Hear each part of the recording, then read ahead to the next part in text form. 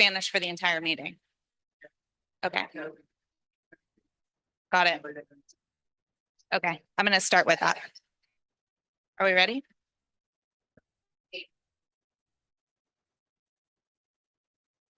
All right. Good evening, everyone. Can everyone hear me? Yes. Okay. So, good evening and welcome to our May Community Board 4 full board meeting. I'm Jessica Chait, chair of the board, and I call this meeting to order.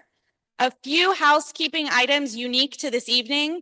One is that we have simultaneous live translation in Spanish for those who require Spanish. And someone just came up and made that announcement, Mr. Washington. If any of you still need that, you can go to the back for Spanish translation. If anyone is here and wishes to speak during the public hearing or our public session in another language that's not Spanish, we can offer live a translation through an app. And so when you come up, we'll just ask that you notify us. Obviously, right now you need somebody else. We see you. You'll need somebody else here to have translated this message. I recognize that. But we will have other languages. I understand there's someone who needed Russian. We'll have that available. Additionally, the acoustics in this room are very challenging, as we heard just a few minutes ago. So it really requires that everyone be quiet. Otherwise, the sound just amplifies and we can't hear over each other. I know it can be hard. I know we can get animated, particularly on tonight's agenda, but we simply won't be able to continue conducting our meeting if we can't hear each other and conduct our business. So please keep your side chatter to the minimum. If you have to have a conversation, we ask that you step outside to take it, not in the back of the room, because we simply will not be able to hear each other. Going into our hybrid meeting policy, I think all of you know MCB4 has a hybrid meeting policy that can be found on our website. Board members are expected to attend meetings in person unless they have a disability or an extraordinary circumstance. Board members who are joining via Zoom must leave their cameras on.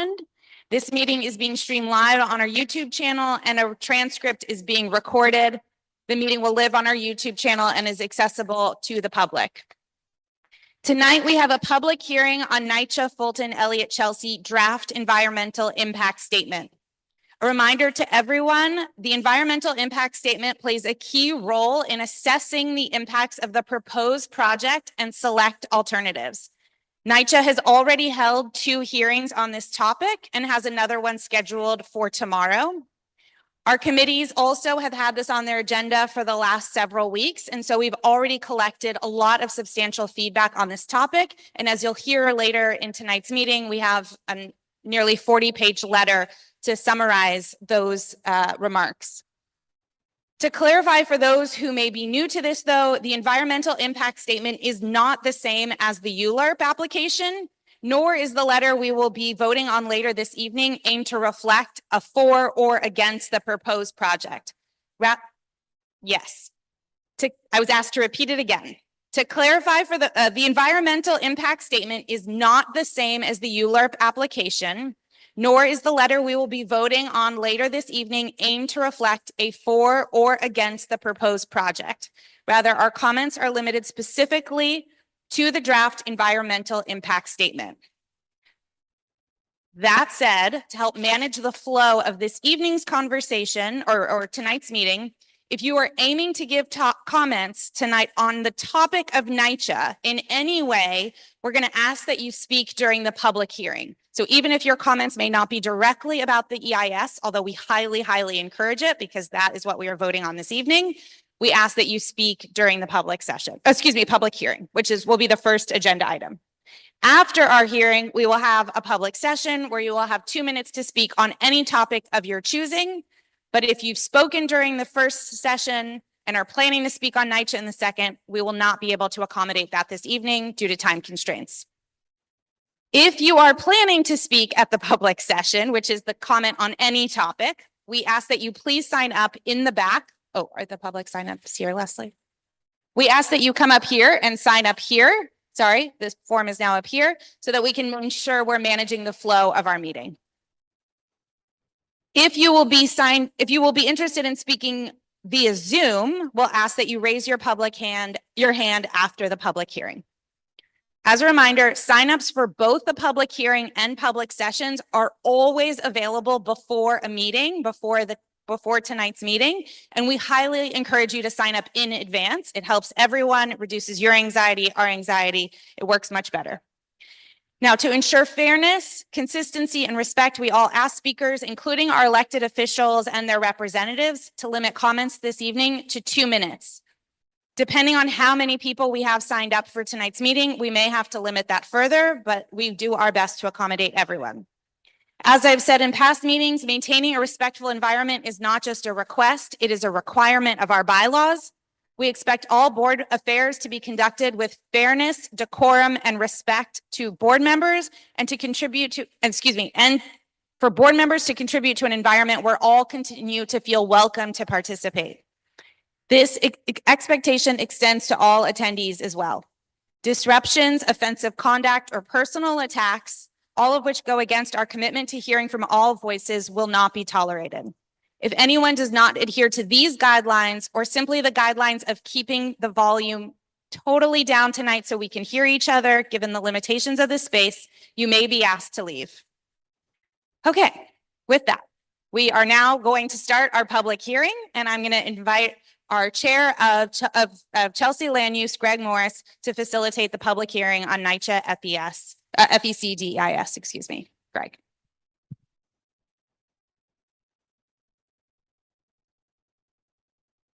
Good. Can I take the mic out? There. Check. Good evening, everyone. Once again, good evening. My name is Greg. Thank you. I'm chair of the Chelsea Land Use Committee. This is the public hearing on the draft environmental impact statement, or DEIS, the proposed redevelopment of Fulton Elliott Chelsea houses.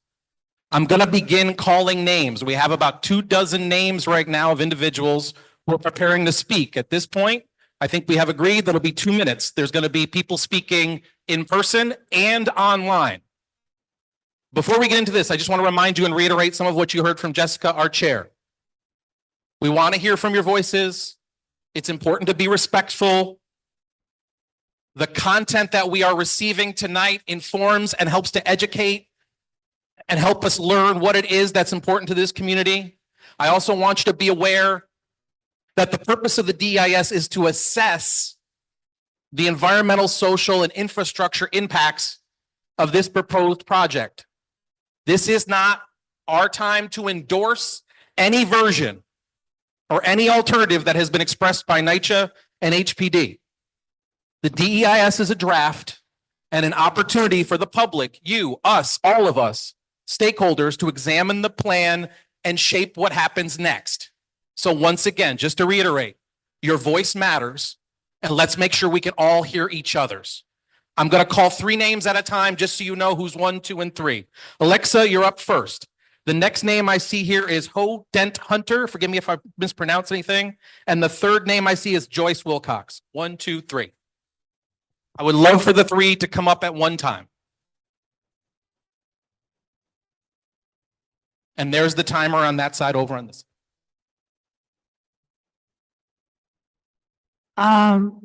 I'm Alexa, and I live in Chelsea.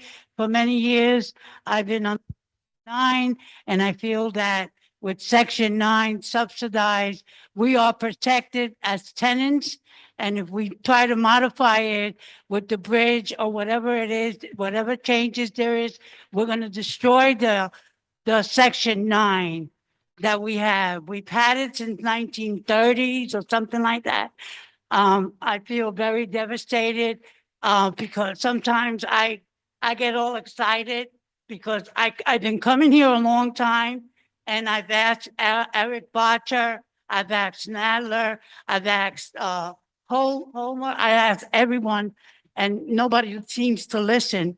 Like, they don't care. If they take away if Donald Trump was to take away Section 8, and Eric Botcher wants to take Section 9, where are we going? It's scary. It's very scary. Thank you. Thank you very much. Thank you very much, Liz. The next name I see, and forgive me if I'm mispronouncing, I see Ho Dent Hunter. And then the next name I see is Joyce Wilcox. And you can come on up and we'll just do one right after another. How are you? The timer is right on that side, okay? So you can take the mic right there. Do it from right here. Good evening, everyone. I'm a longtime resident of this community. And this was going on like it brings my head. I can't sleep at night. And this Section 9 cut and this Section 8 cut is uncalled for. We are human beings and we need our homes. And I vote no, hell no to anything that Nigel or anybody else got anything to do with. Thank you. Ready? And I just want to make sure everyone knows the next name's up on the list. I'm going to take three. And the three can come up, can wait on this side, and then we'll have you go one right after another. After Joyce, it's Paul Wilcox. The next name, it's a little hard to read. The last name is Reyes. And then Joaquin Elena.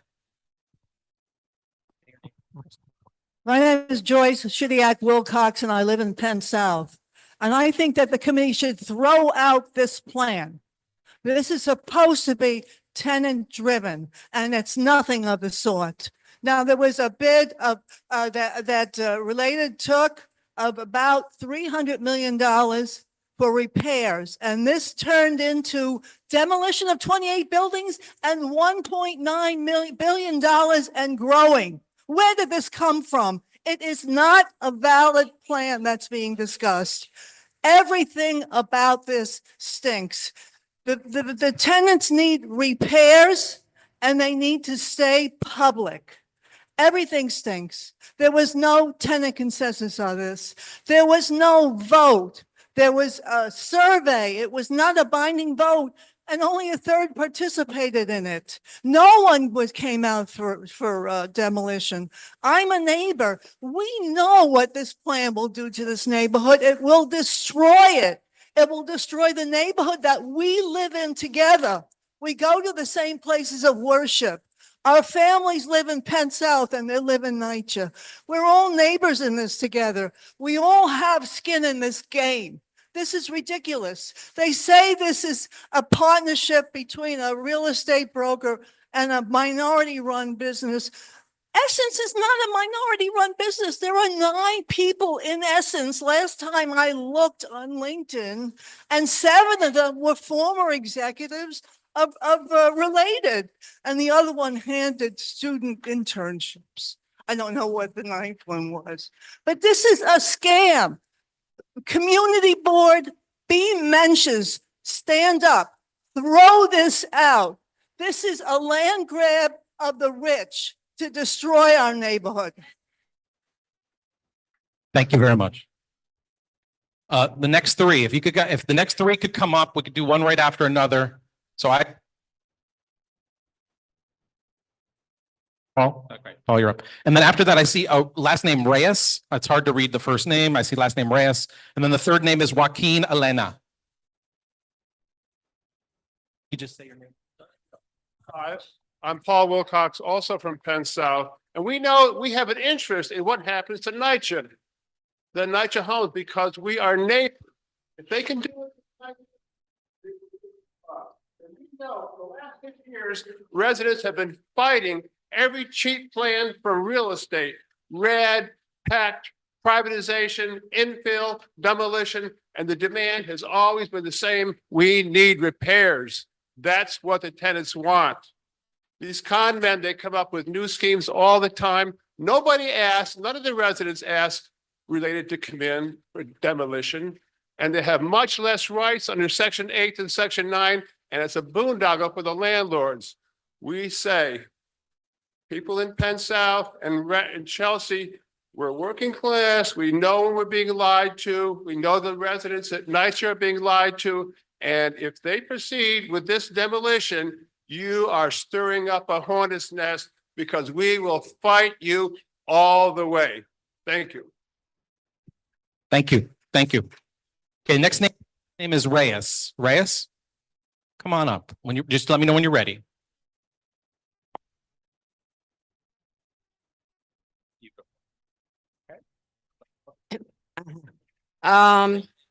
Okay, my name is Alita Reyes, and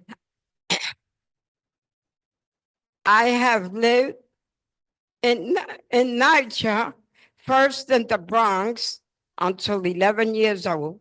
And then from then on to 75 years that I am now, I lived at 288 10th Avenue, apartment 5E. And my apartment is already accommodated for a handicap, because I have bars in the bathroom. I have a shower seat, and I'm very comfortable in the apartment where I am, and it fits my necessary health needs. Now, I've lived in that apartment 65 years, okay, since 10 years old, and I am now 75. And I think it would be a better idea, instead of the taking down the projects, demolishing them. I think it would be a better option if they renovate. If they renovate, but we can stay where we are for the same rent and all the privileges that we have now. Thank you for listening, and have a nice evening. Thank you very much. Thank you. Joaquin Elena is next. Once again, Joaquin Elena. And thank you for your comments. And I just want you all to be aware, as we're doing this, that are not currently incorporated within our letter, we will add. Accommodations in particular are important to us. Yeah. So I'm just gonna put this up because I know I'm gonna fumble with the mic if I don't. But hello everybody. My name is Joaquin Eleno. Oh, okay. Okay. Yeah. Okay. Can y'all hear me? All right. My name is Joaquin Eleno. 20 years old, born and raised in NYCHA houses. My dad was here. When my grandma came from El Salvador, she was here. And I'm against the demolition. I think that we should be able to make repairs and have them upon Elliott and Chelsea houses, as well as Fulton. I do not want my community to subsidize the pockets of rich, elite real estate investors. I don't support that. We see the failure that Related has done time and time again. And just like with these buildings, if they demolish these, they're just gonna fail with these again. We're just gonna have empty building blocks with no one in it, sky charged rent. We've seen this play before. So it all depends on whether we're gonna let it happen. I hope that people who are here in support of the demolition can truly hear my words and understand that it will not be meant for us. We will not be there when it is rebuilt, and we will suffer from the hands of Related and Essence. They control this neighborhood. I have friends who aren't even from here who know people who work for Related. This community, it's like every other block is ran by them, and we're gonna let them take more? How long until they own this whole community? Till all of Chelsea becomes Hudson Yards? When will be our endpoint? I don't want to ask this for everybody else, but us as a community. When will this end? Because we need it to end now. And I hold my tongue.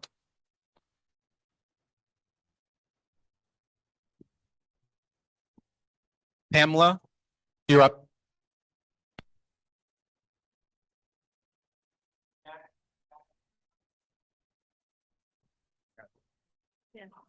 A little bit dicey. Can people hear me? Yeah, okay. I'm Pamela Wolf. I'm a public member of CB4. I serve on the Chelsea Land Use Committee. I have read the DEIS. It was exhausting and endless. And confusing. I have read the letter and had some part in the letter that Chelsea Land Use has drafted for tonight's consideration. It is thorough. It is equally very long. but it was worth reading every word of it. I'm sure you've all already read it, right? Has everybody read this letter? It's a very important letter, and I wish to encourage the board to vote yes for this letter. Thank you. Jackie, you're up next. Greg, Thank you, Pam. Greg, right here. Just one clarification, just so everyone understands. As Pam Wolf identified herself, she is a public member of the board. She is not voting on the item tonight. Yes. So that's, yeah, there we go.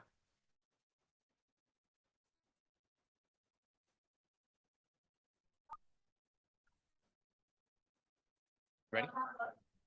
Okay. Time's on that side. Great. Hi, guys. Jackie Lara from Fulton Houses. I'm just gonna make it short and sweet. I'm against the demolition, and I believe that we could win this if we all join forces together. We have more residents that are coming out against this demolition. Number two, I'm running for District 3, for city council. And please, if we want to stop this demolition, let's vote for me on June 24th.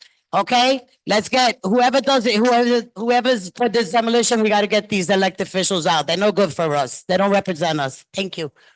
Thank you, Jackie. Thank you, Jackie. Daniel Ramirez is next. On deck, Michelle Spinner.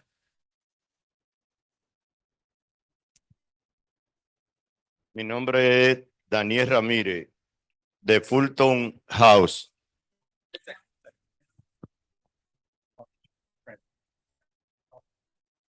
Sí. No, pues yo le pregunté, nadie dijo nada.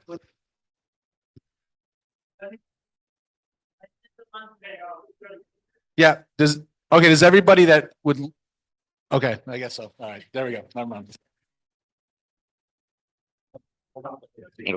Okay. Okay. Over here. Yeah. So you certainly can say, yeah. But over here. Yeah, that's not. ¿Y qué es lo que está durmiendo ahí? Sí. The mic over on that side.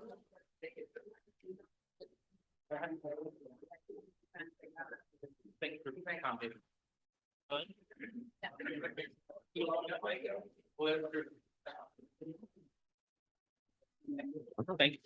Thank you. Okay.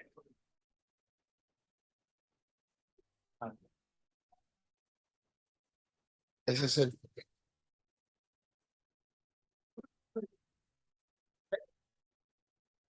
Bueno. Mi nombre es Daniel Ramírez, de Fulton House. Mi pregunta es, ¿cuál es el propósito de quitarnos nuestra vivienda? La demolición y la privatización dañarán residentes de Fulton, Helio y Chelsea. My name is Daniel Ramirez. I'm a tenant of Fulton Houses. And my question is, what is the reason for the demolition of Fulton Houses? La demolición, que muchos inquilinos de Nacha no regresarán. La sociedad de ayuda legal advierte que el plan de demoler completamente todos los edificios de Fulton, Helio y Chelsea reemplazarán y construirán miles de viviendas que no son accesibles para nosotros, de lo del 30%. Nacha, que retire su solicitud de demoler nuestra vivienda. It will ruin or damage the people who live here at Fulton Houses. If they demolish Fulton Houses, they will rebuild thousands of units that will not be accessible. The 30% that they talk about, does not include us. Where will we go? It will ruin many. Pues sí. Según la sección 9 de la vivienda pública, los inquilinos tienen el derecho claramente definido, el derecho a organizarse y tener acceso a contratos y empleo, pagan solo el 30% de su ingreso en alquiler. Pueden agregar muchos miembros de la familia para agregar. Okay, section 9 dictates that members who are eligible for that may pay 30% of their income, bring in as many relatives or family members as they may, or as they, and it will guarantee a home. El Census Development y empresas relacionadas dice que cuando se haga el cargo de Fulton, Helio y Chelsea House, los inquilinos tendrán nuevo apartamento mejorado y los mismos derechos que tienen ahora. Los promotores no tienen ningún ejemplo de la privatización o la demolición de edificios. Mantenga los derechos de inquilino o mejorar la condición de vida de nuestro inquilino. Okay, the developers or the developers are not including or promising the same benefits that Section 9 offers to the tenants or the tenants have now. Lo único que le pido a Nacha es que haga su trabajo y se olvide de la demolición de nuestra vivienda. Que hagan su trabajo, que le están pagando para eso. Entonces nadie hace por nosotros. Well, what I ask NACHA is to please do their job, complete their job, or do their job well, because no one is doing anything for us, and they should forget about the demolition or supporting the demolition. Di no al plan de Nacha, sin demolición de nuestra vivienda, que nos arreglen mejor las reparaciones y que nos dejen como estamos viviendo, como la gente. No to NYCHA's plan of demolition. Please repair our apartments, help us live in a better way, and do not try to take away people's apartments. Donde todo el mundo tenemos el mismo derecho de vivienda y de vida. Where everyone has the same right to live. Okay, gracias. Okay, thank you. Thank you. Thank you. Thank you.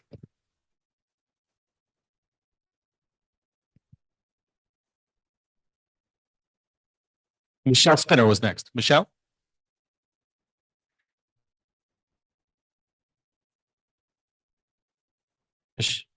No, it's okay. Time's on this side, okay? So just the clock is going to be over there. Just introduce yourself first. Hi, can you hear me? Yes? Okay. My name is Michelle Spinner. I've lived in Chelsea for almost 41 years. I am the Vice President of the London Terrace Tenants Association, and I speak on behalf of the LTTA when I say rehab Fulton and Elliott Chelsea, do not demolish them.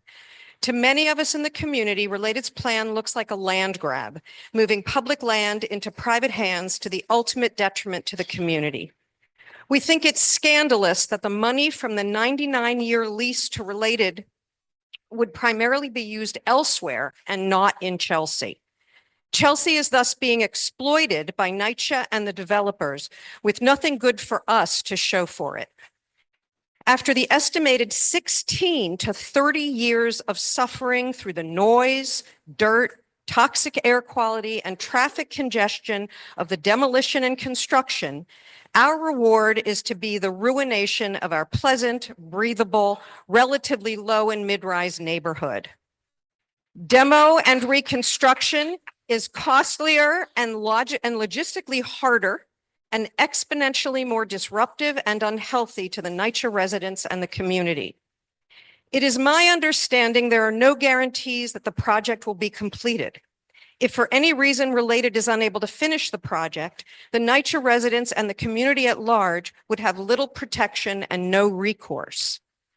A phased rehab better protects the community and the NYCHA residents from the very real financial risks to the successful completion of such an enormous project, especially in these increasingly uncertain times of excessive tariffs and extreme immigrant deportation policies, which are sure to bring delays and cost overruns, if not the complete abandonment of the project.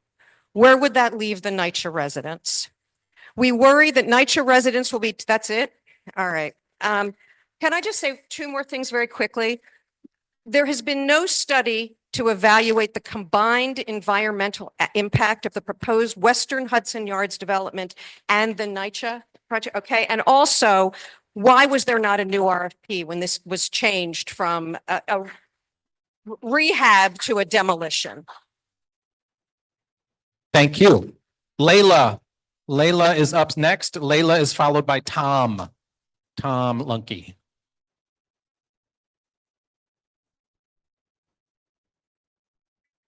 Watch the time. Time's gonna be on that side, okay? When he sets up the 2 minutes. Okay. Sounds good. You ready on time? Oh, I don't see it on this side, so you know, I don't take 2 minutes on.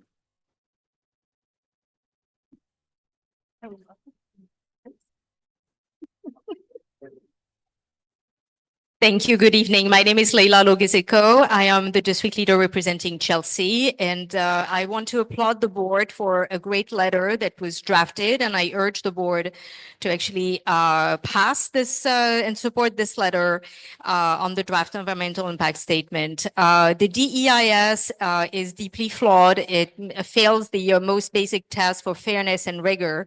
The rehabilitation option was never really meaningfully evaluated. It was dismissed early and based on outdated assumptions, actually non-existent assumptions, more exactly.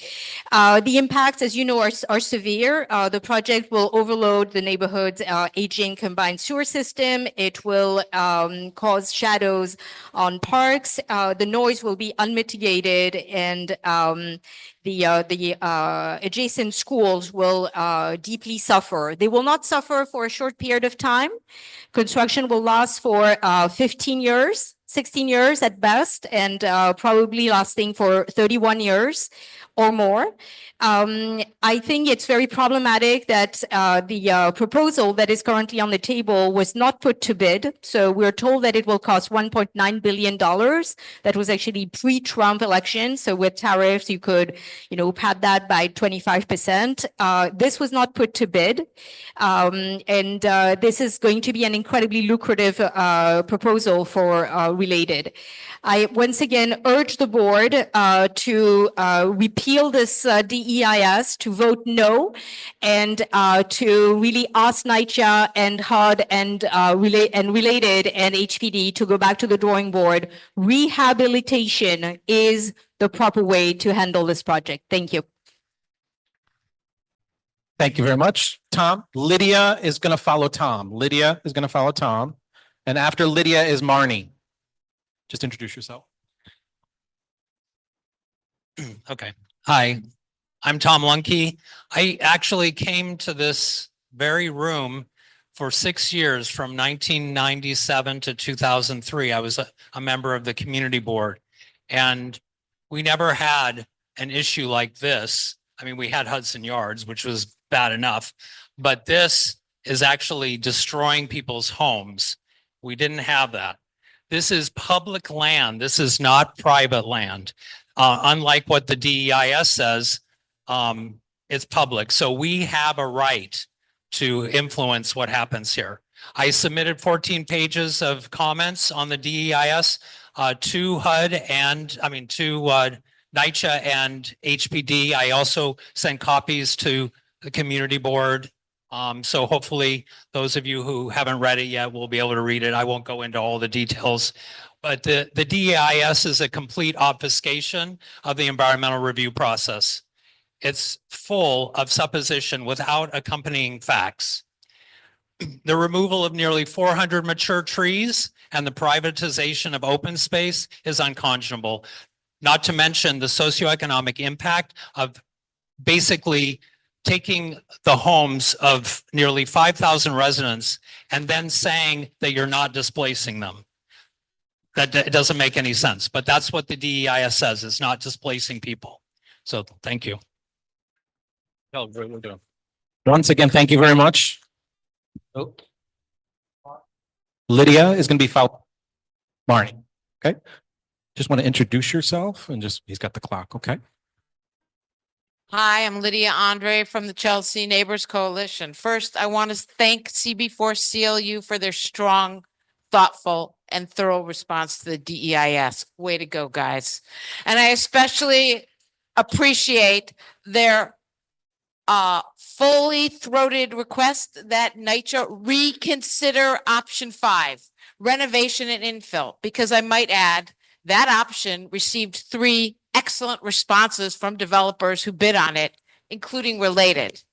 So let's be honest here when the DEIS claims that option is infeasible.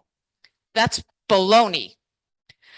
What infeasible really means is that NYCHA, a corrupt and ineffectual organization, see the Federal Monitor report, folks, and actually criminal if you pay attention to recent indictments, an organization that has failed its tenants in every possible way and is probably what some refer to as the biggest slumlord in New York City, that NYCHA thinks they should decide the future of our neighborhood and our community. Why is NYCHA leveraging the future homes and community of the NYCHA residents and the health, safety, light, air, open spaces, historic character, relative peace and quiet, safe schools with playgrounds for our kids, reasonable traffic and infrastructure demands in order to turn public land over to private developers for profit? We cannot just stand back and let this happen. It isn't right, it isn't just, and neither is that $1.9 billion no bid contract that NYCHA seems to have encouraged so they don't have to meet their responsibilities to residents and to taxpayers. Our elected officials say doing this project as it is proposed will result in more affordable housing. Well, folks, I have my doubts. There are other and better ways to do that, and infill is one of them. And I must ask, who pays the cost? Is it housing elected officials, NYCHA tenants, and all of us? Thank you. Marnie. Following Marnie, I see a Radames, and then Radames is followed by Missy Adams. Okay. Hi, everybody. I'm Marnie Halasa. I'm with a group called Fight for NYCHA. We are against the demolition and privatization, and we believe in saving Section 9 and that it's a priority. In 2018, we worked with about 30 Fulton houses and Elliott Chelsea. We protested so much that we, as a group, collectively were able to stop the demolition of 2 of the shorter buildings on 16th and 19th Street. So it shows that actually it can be done. Just wanted to let everyone know that Fight for NYCHA, with 6 tenants from Fulton and Elliott Chelsea, we filed a lawsuit in state court several weeks ago. The lawsuit asserts that such a massive development radically gentrifying the neighborhood, which will displace tenants and have an adverse effect on health, must go through ULURP, and we believe the law is on our side. And with all due respect, Community Board, we believe the Community Board needs to fight harder for NYCHA residents. CB4 asked for the Western Rail Yards to go through ULURP in the last HHS committee meeting, but this board does not ask for NYCHA's development to go through ULURP. We also don't appreciate how Joe Restuccia told Alexa Cruz to, quote, stop being a victim. Okay, it's a fact. And that Section 9 tenants need to accept that there are going to be compromises with their housing because that's how this works. In addition, we also do not believe the elected officials are on the side of the tenants. Trump wants to get rid of Section 8, and Eric, Brad, Jerry, and Tony want to get rid of Section 9. This will be a disaster. Fight for NYCHA believes that Section 9 must be a priority, not other vehicles like resident management organizations or anything else. Low-income people, disabled, and seniors must have the protection of federal funds forever in perpetuity, guaranteeing their own safety and the next generation of public housing residents. We are looking to file a second lawsuit to add additional public housing tenants. So if anybody else wants to join. Thank you. Ready?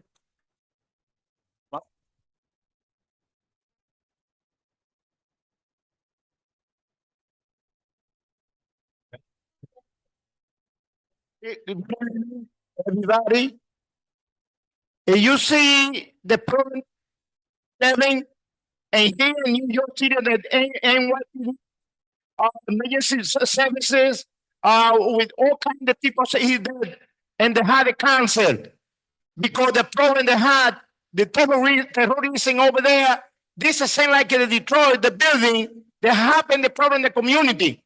I don't want to we Detroit with the community that we tell the community and the business. That's See, they protect so many times because they don't want to listen, because I see so many people they have the cancer when it happen over there. They're saying like it happen here if you go in this kind of situation. And I have about 27 years living in Nacha here and Chelsea and Bushwick. And now this kind of problem, I don't want it. I don't want it. They have they need a repair. And not reduction, not revolution. And I appreciate it so much, everybody. Thank you. Thank you. Next up, I have Missy Adams. Missy Adams.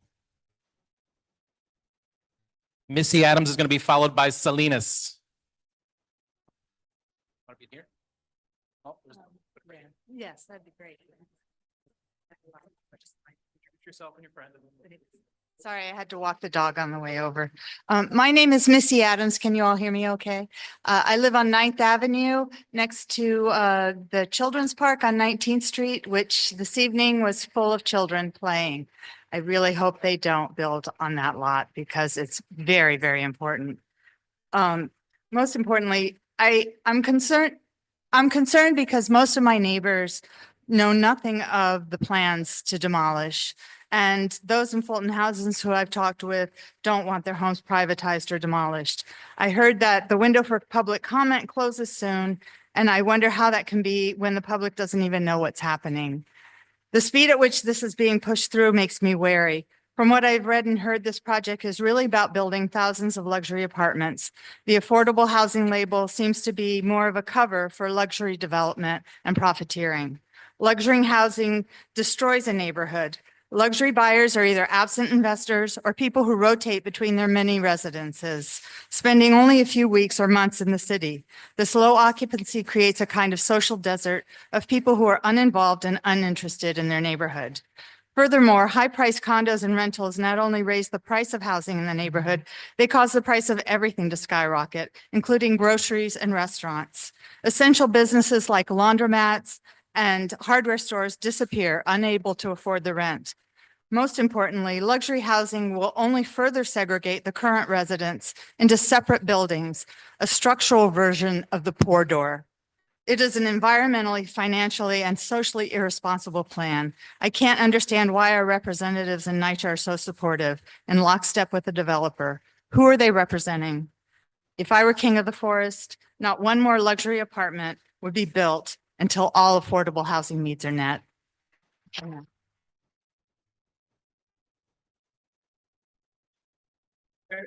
That's okay. There you go. There you go. Okay. His opinion came across too. Okay. So you want to be up? You want to hold the mic? You want to be on? Okay. Okay. There. Okay. Let's slide this over a little bit. Okay. So people can see you. Just introduce yourself. Okay. Inés Miranda from the Elliott Houses. Can you hear? Can you hear? Okay, going Rat Pack but not getting demolished is a compromise that our elected officials are not willing to support. They are moving forward full speed ahead on a demolition. It's important for those who are advocating alongside us, residents, that you understand that we do not want a Rat Pack compromise either. The only thing we want is to stop this demolition and the entire proposal from moving forward. The survey is not legally binding and neither was the working group finding. There's an alternative to the DEIS that we can keep public housing public and keep on our Section 9 lease. It's the no action alternative, and it's the alternative that the FEC tenants against demolition are advocating for. The alternative of no demolition with rebuild is part of a Rat Pack conversion, and it's the alternative that will privatize public housing, making us vulnerable to real estate developers and risking a demolition in the future. FEC tenants against demolition are in agreement with the no action alternative on the DEIS. We are not making any progress focusing on a Rat Pack compromise. Our time can be invested better if we had the support in evaluating the comprehensive modernization program as a solution. Obtaining funds from the stock transfer tax is another option to evaluate. There is plenty of capital circulating throughout the city of New York. we can save public housing. FEC Tenants Against Demolition started a list of possibilities on how to obtain the funds that are needed. We need the political drive and the will. Your support can be helpful. Many still believe that this demolition proposal is a done deal. It's not. First, NYCHA submits a Section 18 demolition and disposition application to HUD, and HUD can either approve or deny it. We don't even know, okay, thank you.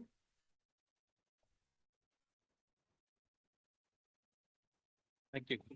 Okay, I have Elisa. I may be mispronouncing that. It's Elisa Nova. And then that's an Adelki is next. The two individuals that you pointed out. I'm sorry, forgive me. Yes. Yeah. Sorry, my apologies for.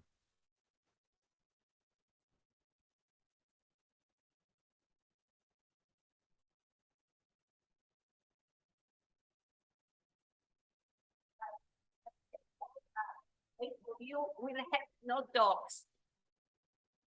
It's a shame. Ready? Yeah. What I want you to do is say your name first. My name is Alexandra Yargilo. I resist in 436 27th Drive, Senior Building, Elliott Building. And and okay, I'm sorry. And maybe I will start. We did have 3 months ago survey. The people for HOU were coming and making survey, knocking everybody's door and making survey. I was not in the house. I was just coming from the doctor's office. Mr. Marco stopped me and he said, oh, we have to take, Alexandra, you have to take survey. I said, I don't want it. And he said, yes. And I said, for what? Oh, do you want to be sure? And then we started blah, blah, blah. And I says, I am not taking. And then started that he said, ending of June, the first table, ending of July or beginning of August, everybody will be moved. So I said, it was before in June. And they said, no, we change. I said, in June was no contract, now is a contract. Oh, we do have contracts right now. And everybody has to move. So I said, if I will not want to move, I waited for this apartment 10.5 years. And I am almost 8 years now. So I have to go. I have nobody. I am alone and I need operation. And now they said, oh, we forced you if you will not go. I said, what? I says, everybody will be forced to go. Or otherwise, I said, oh, no, take me to the court. Oh, if you don't want, we will take those people to the court, but you will not win. It's time. I wanted to show that started for 2023. They came and they did about household assessment. What we need, because they said in October 2023, we are going to move. And that is the letter from July 2023. Every month is the same story. I'm sorry.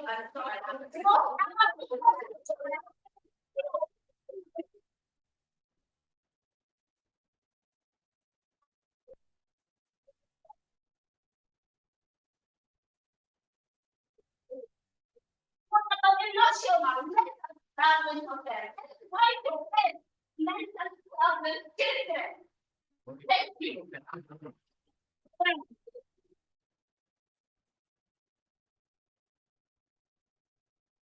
Adalki is up. Forgive me if I'm saying that incorrectly, Adalki. Followed by John Mudd. John is next. Adalki and then John. Yep, we're ready for you. There's 3 more names. Okay, 2 minutes. Just watch the clock on the side, okay?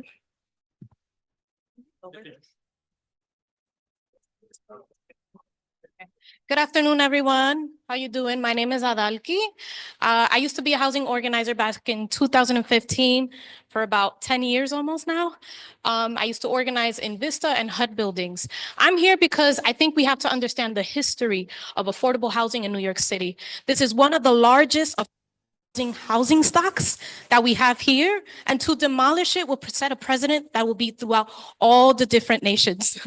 We have to look at Chicago. Chicago used to have affordable housing. They used to have their own public housing, and it was demolished, and there is no more public housing in Chicago. If we start this demolishing right now, this is going to set a precedent through all of New York, all of the NYCHA. So I don't believe we don't need to do this. I think we are creative people. We are smart people. We can find ways to find the funding to do this. I think that we have different ways of taxing folks. There's different ways of legislation being able to come out. This is not a need. This is something that we have to understand. If people were here in the 70s in Chelsea, raise your hand. Do you know how affordable it was then? How does it look differently now? Right? A lot of the people who moved to this neighborhood were artists. They were artists because it was affordable. It was almost $400 to just rent out something. How much does it cost now? It's changed. I went to high school fashion industries. I know how it looked like before. All of these people who work here, a lot of the immigrants that are here, including my family used to work in tailoring. They used to work in factories in the Caribbean. They came here. A lot of the folks came here in the 70s, the 80s, the 90s, right? All of this is a community that has been created kind of like a garment. We are all from different spaces. We've all dedicated leverage by our hard and invested work in different agencies in different cities. As she said, she's a teacher. All of us have a different part and role that we play in this community, but this should not be able to happen. I say no to this demolishing of this community. That's what it is at the end, a community. Thank you. Thank you very much. John, you're up next. Watch the clock on that side. Just introduce yourself. Hi, my name's John Mudd. I'm with the Midtown South Community Council. We work on health, housing, and food issues. And housing's pretty important. That gives us a foundation for us all to have stability. We're your friends, we're your neighbors. I'm your neighbor. I've been living on 38th Street since '84. The council's been around just as long. And we're here, your friends. And I don't, we got like 3,000 folks in these buildings. I don't see them here. I don't see how we can negotiate or go through any kind of routine without having them here. We should have a theater. We should have every single one of them here. And we know we don't have any friends in the political system. We got Simone and Botcher and Hoyleman and Nadler. They're for the demolition. And so they're not supporting us whatsoever. So it's really up to the people here. It's really up to us. And I'm just curious. I know some of you guys been behind us on the board, and we appreciate that. Some of you spoken out very strongly. Have you guys written a formal letter, a real formal letter against this hearing? I know, but have you come out? Okay.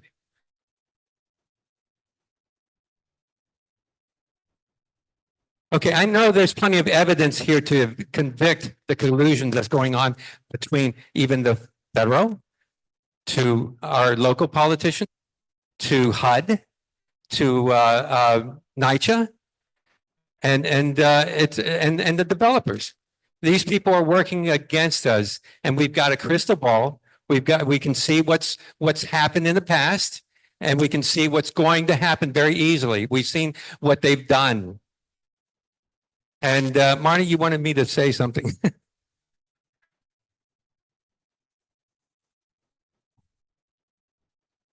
Okay.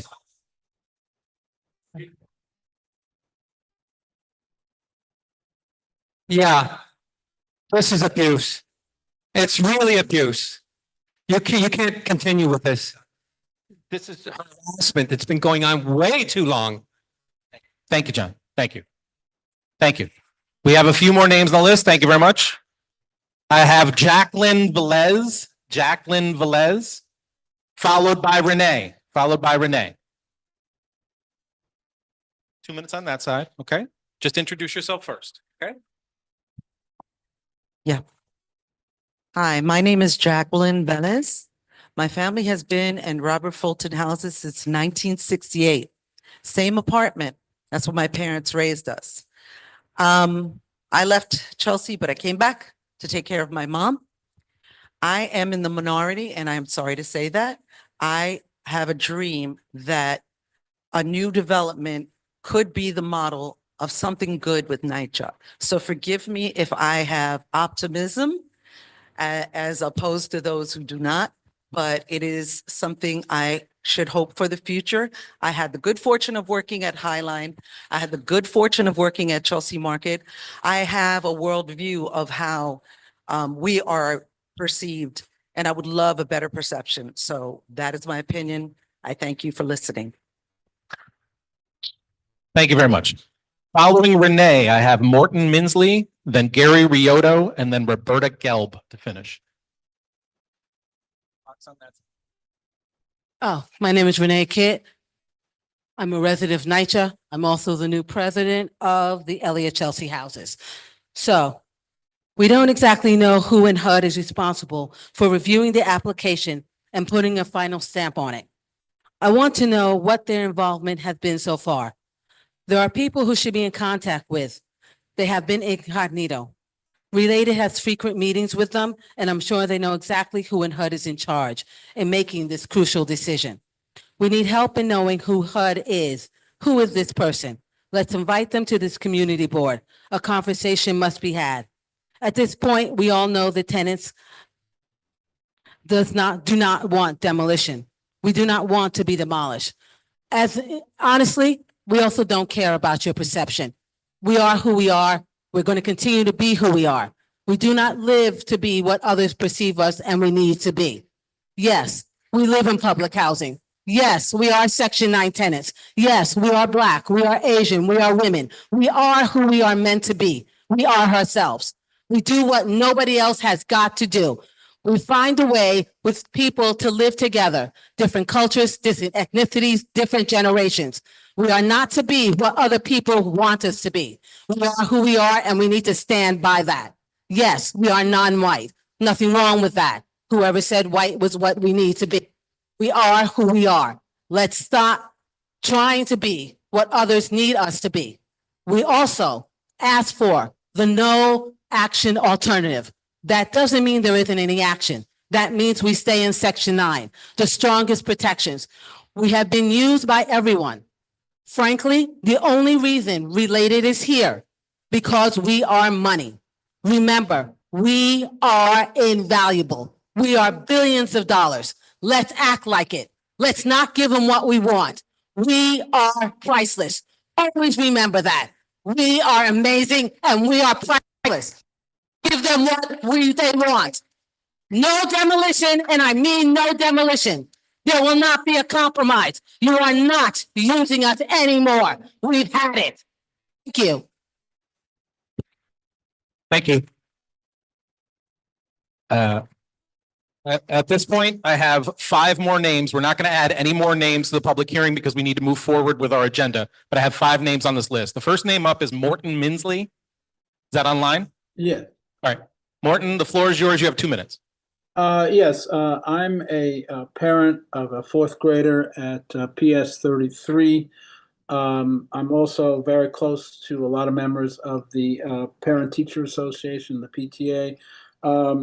We're very concerned at PS 33 about the impact of this demolition project on the school, its students, and on the surrounding community. There has been no provision in the draft EIS for any implementation of any plan to protect the school and its students during the ongoing construction. The first phase of the demolition involves the demolition of the Hudson Guild building, where there's an after-school program which involves many students at the school. There's no provision for any substitution of any after-school program for that existing after-school program while the building is demolished or thereafter. We're concerned that it's going to interfere with the operation of the school, the pickup and the dismissals. The traffic in the area will be increased. We're concerned about pollution and environmental impacts of the ongoing construction. The kids play outside during recess. We're concerned about the light and air in the schoolyard. Really, there's been no provision whatsoever in this plan for remediating any effect on the school. And we're also concerned about lack of any investment in expanding the facilities of the school when all these massive buildings are constructed. How will the school be able to absorb any additional students that might be residing in these additional projects? And finally, we're very concerned about our school community and the many students who reside in the FEC community, and we're concerned about our students being displaced, having their lives interrupted, and having difficulty learning during this Morton, that's construction time. period. That's time. That's time. Thank you. Gary Riotto. Gary Riotto, online? Hi, I'm Gary? Can you hear me? Yep, Gary, you have 2 minutes. Thank you. My name is Gary Riotto. I've been a proud Chelsea resident for the last 20 years. Prior to that, I lived in the West Village for 14 years. I love our neighborhood and I love our community even more. I've spoken to and listened to both my Chelsea neighbors and the residents of Fulton and Elliott Chelsea. I've attended meetings, I've read reports, and it is very clear that demolishing these buildings is not in the best interest of the parties that I just mentioned. It will absolutely hurt them. Rehabbing and renovating Fulton, Elliott Chelsea is the only path forward. In relation to demolishing these buildings and the DEIS report, I am incredibly concerned about unmitigated noise for the entire life of the project and its impact on our community and neighboring schools. The air quality during the demolition or a full rebuild, contaminants from these buildings should they be demolished, the severe shadow impacts on our neighborhood, our neighbors, our parks, our schools, the pedestrian and auto traffic increases and the emissions, the loss of trees and open spaces, impact on the High Line. I mean, this is just the beginning of my list. If this project was intended to truly benefit the residents and the community, then the current buildings would be rehabbed, maintaining their positioning, open spaces, setbacks, building heights, etc., so as to not overcrowd the lots, and for them to work in harmony with the surrounding communities, full stop. Any elected official that's thumping their chest and declaring that this is the solution to affordable housing is sadly misguided and not taking both the residents and the community into true consideration. Cramming these residents into 1 or 2 buildings on each campus and packing the lots with more fair market luxury apartments is not going to enhance the quality of life for the residents. And that's Thank you so much. Thank you very much. We have 3 more names. Roberta Gelb is next. Roberta is online, followed by Roberto Rodriguez and Luis Flores. Thank Roberta, you. go ahead. Yes, thank you very much. Can you hear me okay? We can hear you. Go for it, Roberta. Okay. Thank you, CB4. This is an absolutely amazing letter. I've lived in Chelsea for 48 years. I've never seen the community board take an action like this that's so spot on. I'm appalled that with the exception of our district leaders, I have not seen one elected official at any of these public hearings. There are so many flaws in this plan. We can all see it. Why aren't our elected officials asking these questions? How can an RFP be totally revised without reopening the bidding process? Is that even legal? Now let's talk about affordability. There is no trickle-down housing. If they build luxury housing, all the landlords in the neighborhood will want to raise their rents. Let's talk about what they call affordable. They're talking about affordable. One person making $90,720 or up to $147,420,000. How can that be affordable when a teacher starting in New York City makes $66,720? That person would not qualify for this housing. I saw an ad in the subway today, and they listed bartenders, cashiers, servers, even a chef. And the chef goes up to $40 an hour. That chef working 35 hours a week would not be able to afford this affordable housing. So what the blank is affordable when a teacher can't afford it?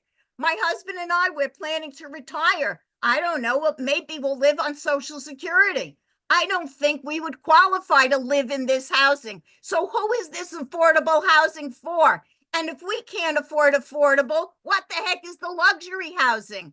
St. Vincent's closed. They turned it into housing. You know what they charge for a one-bedroom? $6 million. Roberta, that's time. It's time, Roberta. Thank you very much. Thank you very much.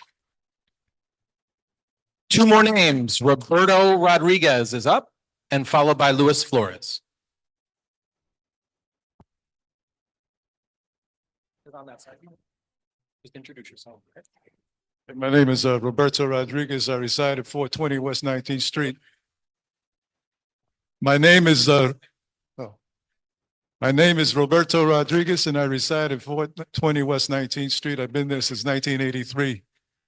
I'm against any demolition of any housing here. Those buildings are sound. They're just as sound as Penn South is structurally, and they were built only a year apart.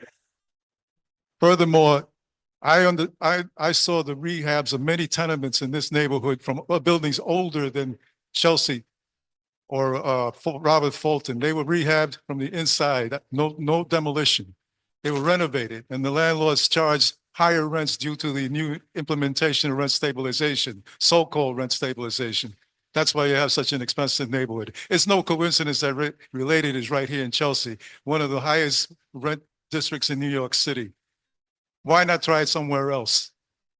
They won't, because here's where the money is. And that's what it's all driven by profits. Now, my first discovery of luxury housing, believe it or not, was a Chelsea apartment in Chelsea Elliott houses. A young girl in my class, maybe we were both 5 years old, invited me to her home because we shared the same birthday. And I saw bedrooms for her brother, a dining room, really great housing. From a kid who grew up in a tenement with a bathtub in the kitchen and a toilet shared by next door, that was luxury housing is, and it still is to me now.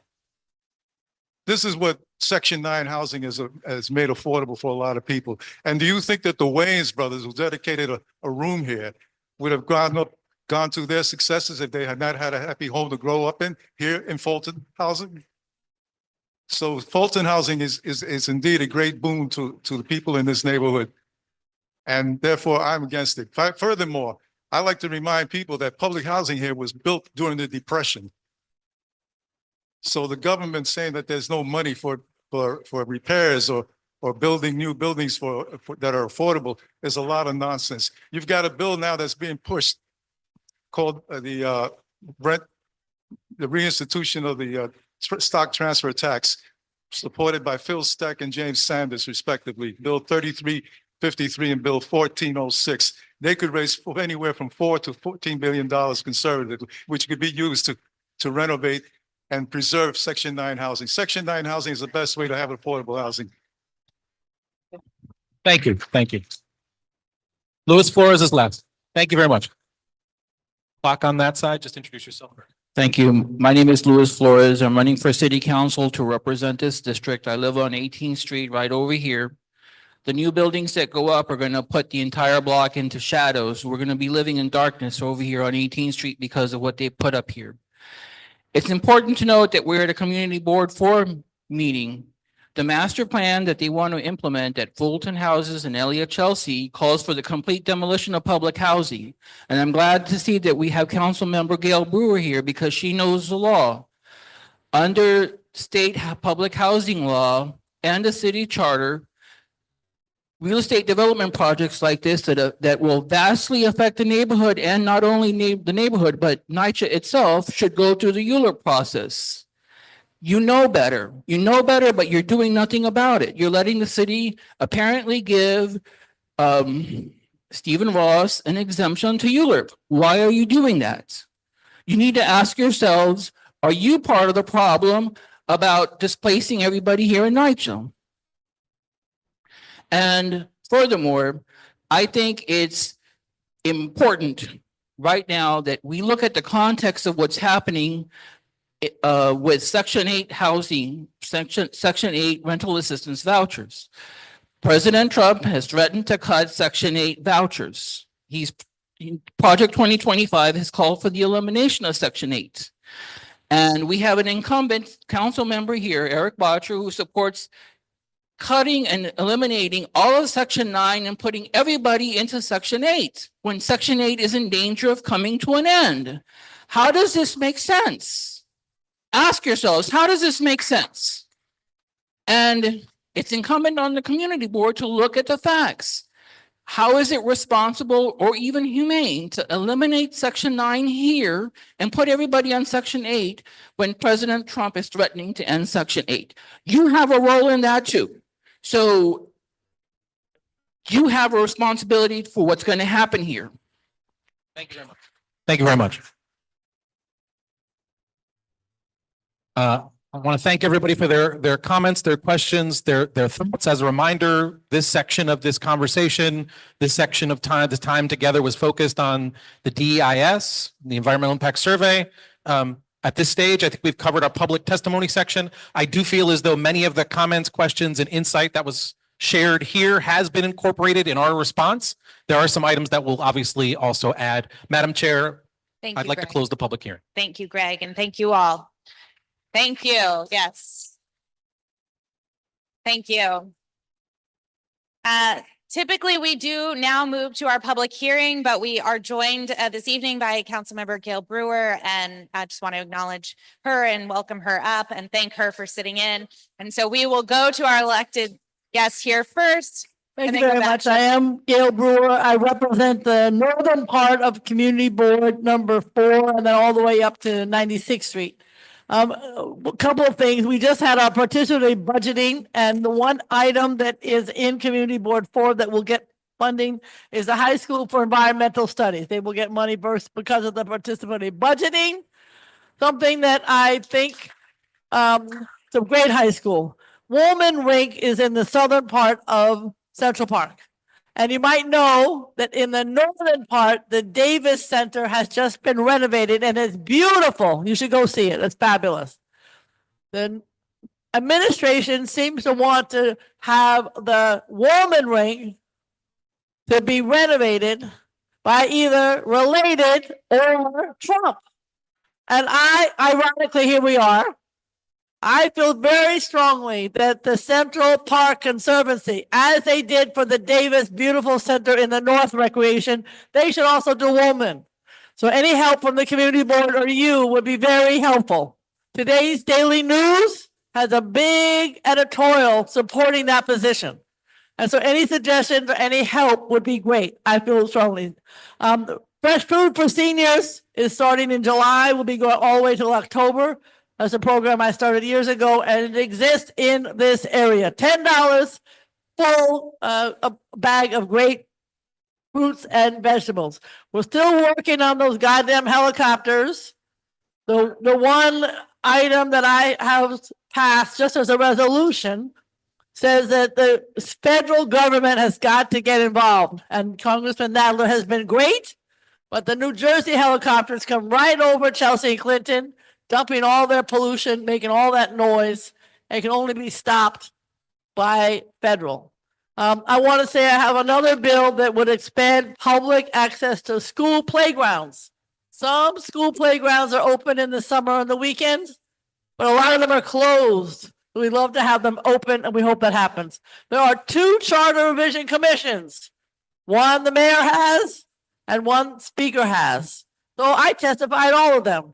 But you pay attention to the mayor's one because he wants to change ULURP and have less local control, less community board, less city council. Pay attention and testify. We're in the middle of the budget, as you know, and I hope to have some of that fill up so that the federal dollars that are cut, maybe the city can pick up. It is incredibly important, and we need more money for parks. That's a big issue. We're working on nonprofits getting paid on time. We're working on ghost plate investigations. You can't imagine how many cars have illegal license plates. We want more mental health beds. We had a hearing on street vendors. And we believe that the mayor should not put ice on Rikers Island.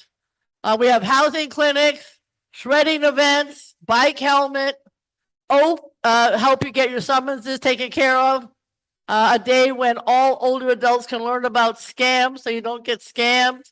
And then in Baisley Park on June 21, Make Music New York on 57th and 9th Avenue. And thank you very much. Thank you, Gail. Thank you for coming this evening. We appreciate you. We will now go back.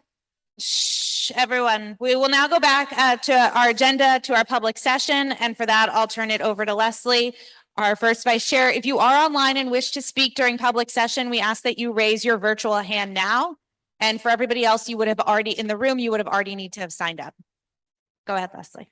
Hello, everyone. This is the public session. As Jessica just said, 1, 2, 3, 4. We have 5 people. So I'll go in order and come up, and you have 2 minutes, the same like you did with the public hearing. 2 minutes to speak what's on your mind. First up, Joseph Frankel. It doesn't say which one, online or regular. There's no. There's one person. Yeah.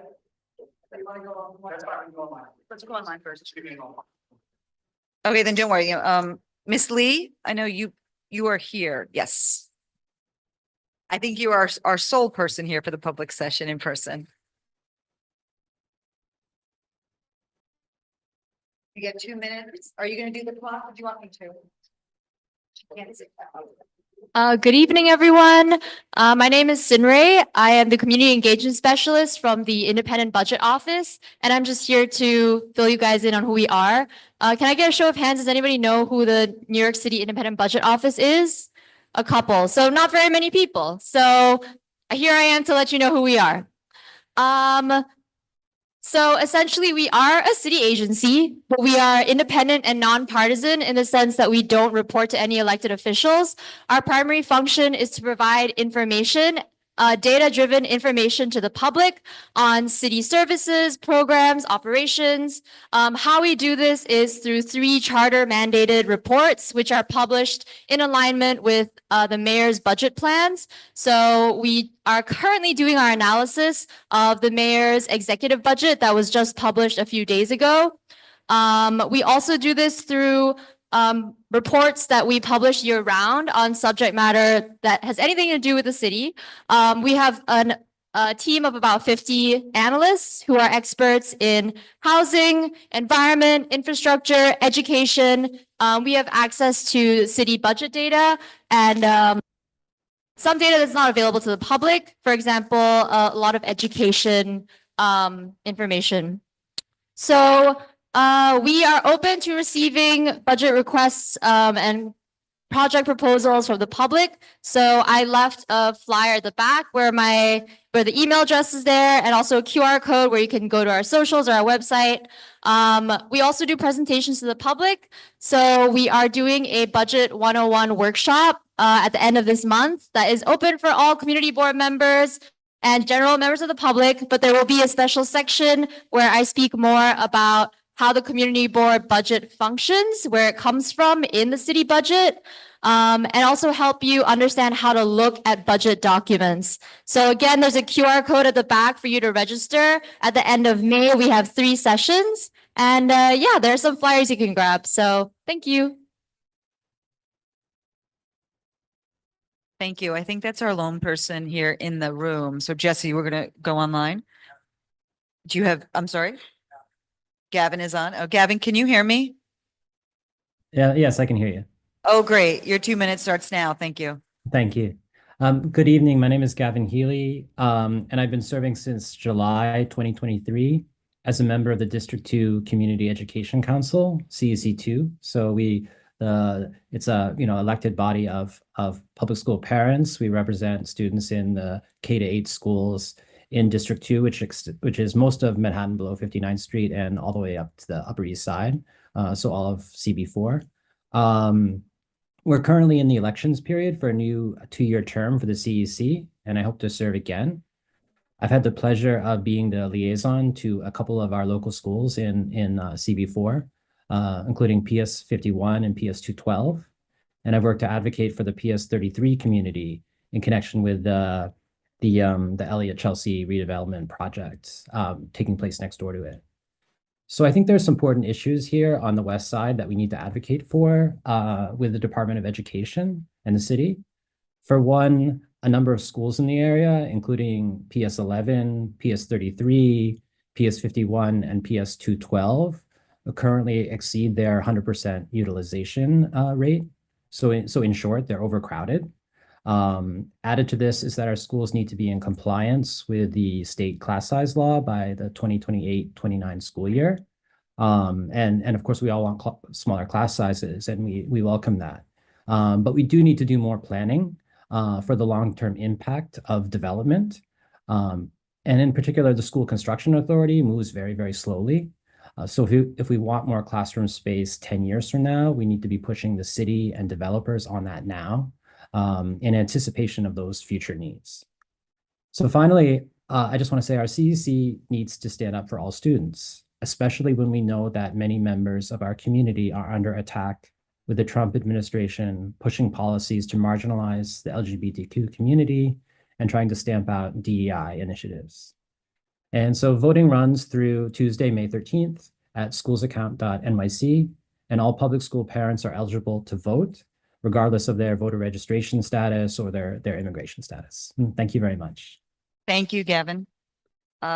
Next, Ms. Colbert. Jesse, is that who you have?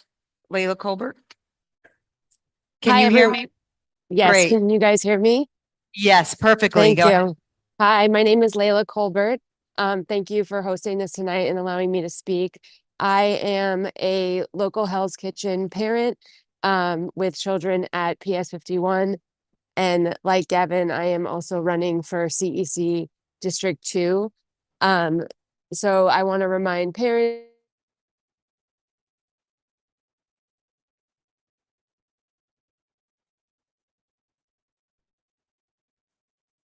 I think we lost Layla. Yeah, we did. Jesse's trying to get her back. Okay. Oh, there you are. We see Sorry you. We're about sorry. that. That's okay. Go ahead. So as I was saying, I just want to remind parents who are in attendance tonight to please get out and vote. You can do it through your online NICSA account where you get your students' report cards. This is only the second time that parents have been able to voice their opinion and make the vote for 9 candidates. So it's really, really important that we show our involvement so we can continue to have that participation. As was previously stated, the CEC has often not represented the West Side and schools within CB4. And I really urge people here to look into the candidates who are running in schools in your neighborhood. We are very much connected to your neighborhood and what is going on because it is also ours. And we would like to have that voice on the board. So I really appreciate the time, and I will end with that. Thanks so much. Have a great night. Thank you very much. Lisa Wager. Lisa, I see you. Can you hear us? Yes, I can. And before I start, I just want to commend the members of the BLP for dealing with that tsunami of sidewalk requests that they got. It was sort of, I don't think I've ever remember seeing a list that long in the agenda. Okay, thank you. So, hi, I'm Lisa Wager, Director of Government Community Relations, the Fashion Institute of Technology, the SUNY College on West 27th Street with the Residence Hall on 31st between 9th and Dyer in the district. I'm here with an FIT update. Chalk FIT is up and the graduating student exhibition is all around. Now you don't even have to come onto campus or enter any of the FIT buildings to see the work of our wonderfully talented students. Last week, the annual Chalk FIT went up on our 7th Avenue walls that span from 28th to 26th Street. 45 illustration seniors chalked images on the facade, each in their own square of dedicated space, creating a marvelous, vivid mural that will stay up through the summer. It's the first time that most of these students are creating public art, and it provides experiential learning for the students and beautification for our Chelsea community. Stroll by with your out-of-town friends and take a picture of an only in New York moment. The 2025 graduating student exhibition will open on Tuesday, May 13th, presenting the work of more than 600 student graduates in 16 areas of study from the School of Art and Design. The work is the culmination of each student's unique experience in FIT's diverse, challenging, and demanding undergraduate art and design programs. Featuring juried, award-winning, and thesis projects, this presentation is a manifestation of several years of research, experimentation, critical thinking, and artistic proficiency. The graduating student exhibition advances the college's philosophy that integrates practice and industry with theory and teaching inside the studio. Here's what to see where. In the museum galleries, you can see packaging design, menswear, fashion design, jewelry design, footwear and accessories design, graphic design, photography and related media, interior design, illustration, and toy design. And across the street in the Art and Design Gallery at 27th and 7th, where the exhibitions are from the majors animation, interactive media, and game design, spatial experience design, advertising and digital design, textile surface design, and fabric styling. Fine Arts is in the Reeves Great Hall, which you can enter from 28th Street. The show is up through Sunday, May 25th. The galleries are open weekdays from noon to 8 and weekends from 10 to 5. So I do hope you'll come in and take a look. Thank you. Thank you, Lisa. You ended us off nicely. Here ends the public session. Thank you, everybody. Thank you. Thank you, Leslie. With that, we will turn to our board members to look at the agenda. You all have a copy. Can I get a motion to adopt the agenda? Thank you, Dolores. Second. Thank you, Christine. All in favor? Thank you. Great. Are we okay? Okay. Thank you again to Katie Stokes and Candace Hewitt for the minutes. Can I get a motion to adopt the minutes? Thank you. Thank you. All in favor? Terrific. Any opposed? Great. Now, typically we would go to our electeds, but I do want to take a moment to acknowledge we have 3 members of the board who are going to be stepping down starting in anticipation of new members being appointed. And they have been people who have contributed tremendously to our work. And I'll start with Raul Larios, Betty McIntosh, and Bert Lazarin. 2 are here with us this evening, and I want to hope that we can all congratulate them for their and thank them for their service, and also applaud them now.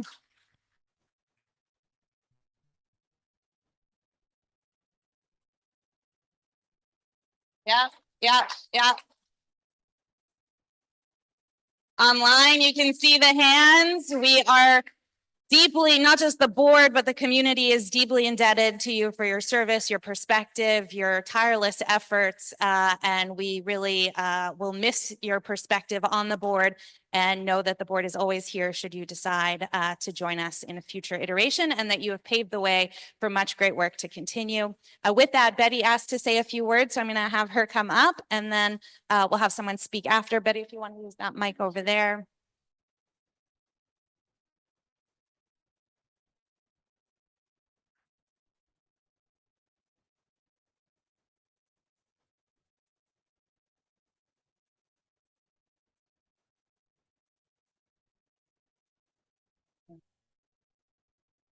Hi, good evening. Most of you know me, but if you're new, my name is Betty McIntosh, and I'm retiring after 11 years as a member of Community Board 4. I'm very honored to have worked with so many dedicated, brilliant, sensitive people. I feel sad for leaving you all. As most of you know, my husband, Rich, has Parkinson's and Lewy body dementia. I am his caregiver, along with several aides. I'm now on a very different journey. It is labor intensive with many challenges. I've had to learn new ways to deal with a person who has almost no memory and is easily confused. I am so lucky to have worked on many important projects. Here's 3 plans briefly that I am proud of. 1, the Hell's Kitchen South Neighborhood Plan, which identified the needs of the local community and guided the Port Authority to make more reasonable land use decisions for their new bus terminal. 2, the Working Group Plan for Fulton and Elliott Chelsea, an amazing balanced plan prepared with many stakeholders. 3, the Community Board 4 Affordable Housing Plan, which became a model for other community boards. However, quickly I discovered that Community Board 4 isn't totally serious. At my first community board meeting, I was stunned. That was no practice. I was to play a character in the musical comedy committee show about Ed Kirkland. I was to play his mother with a New England accent. Then in the next show, I was a past bossy community board 4 chair and yelled, "Wake up, it's time to vote." I blew a trumpet to arouse everybody. It's been a wonderful journey, and I will certainly miss all of you. Thank you. Betty.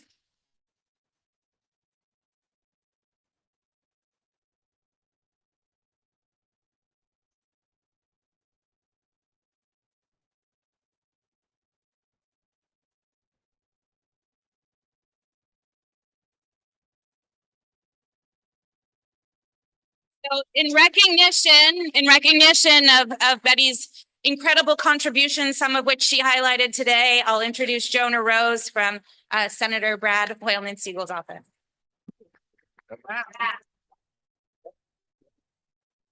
Hey everyone, I'm Jonah Rose representing State Senator Brad Hoylman-Siegel, who is up in Albany, but may be joining us virtually soon.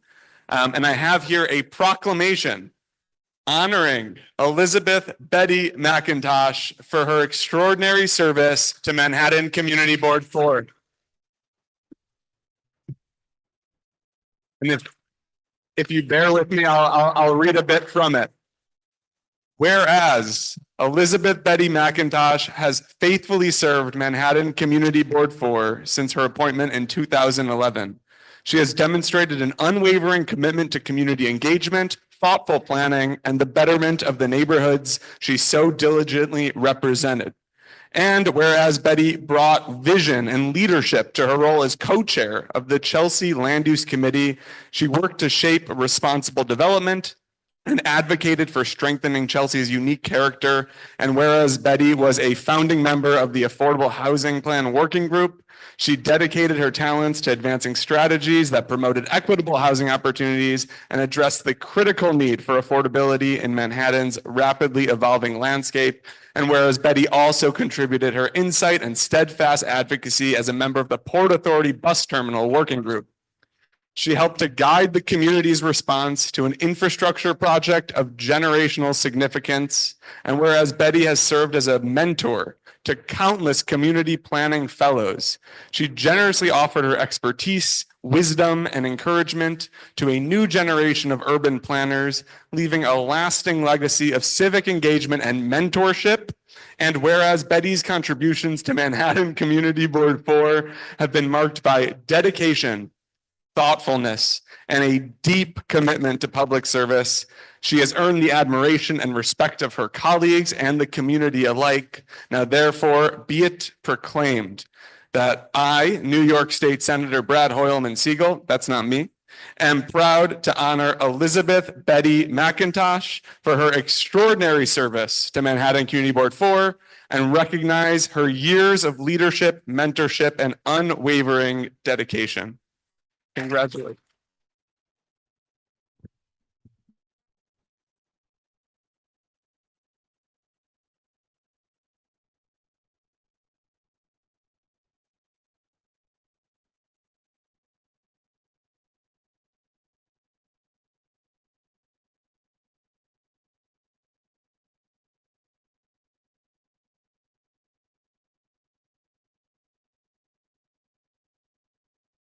So we also have something for Bert, but seeing as he is not here this evening, we will, and I am sorry, Ben, but we will postpone that, hoping he'll be able to join us because everyone should be as feted as we were able to do this evening for Betty.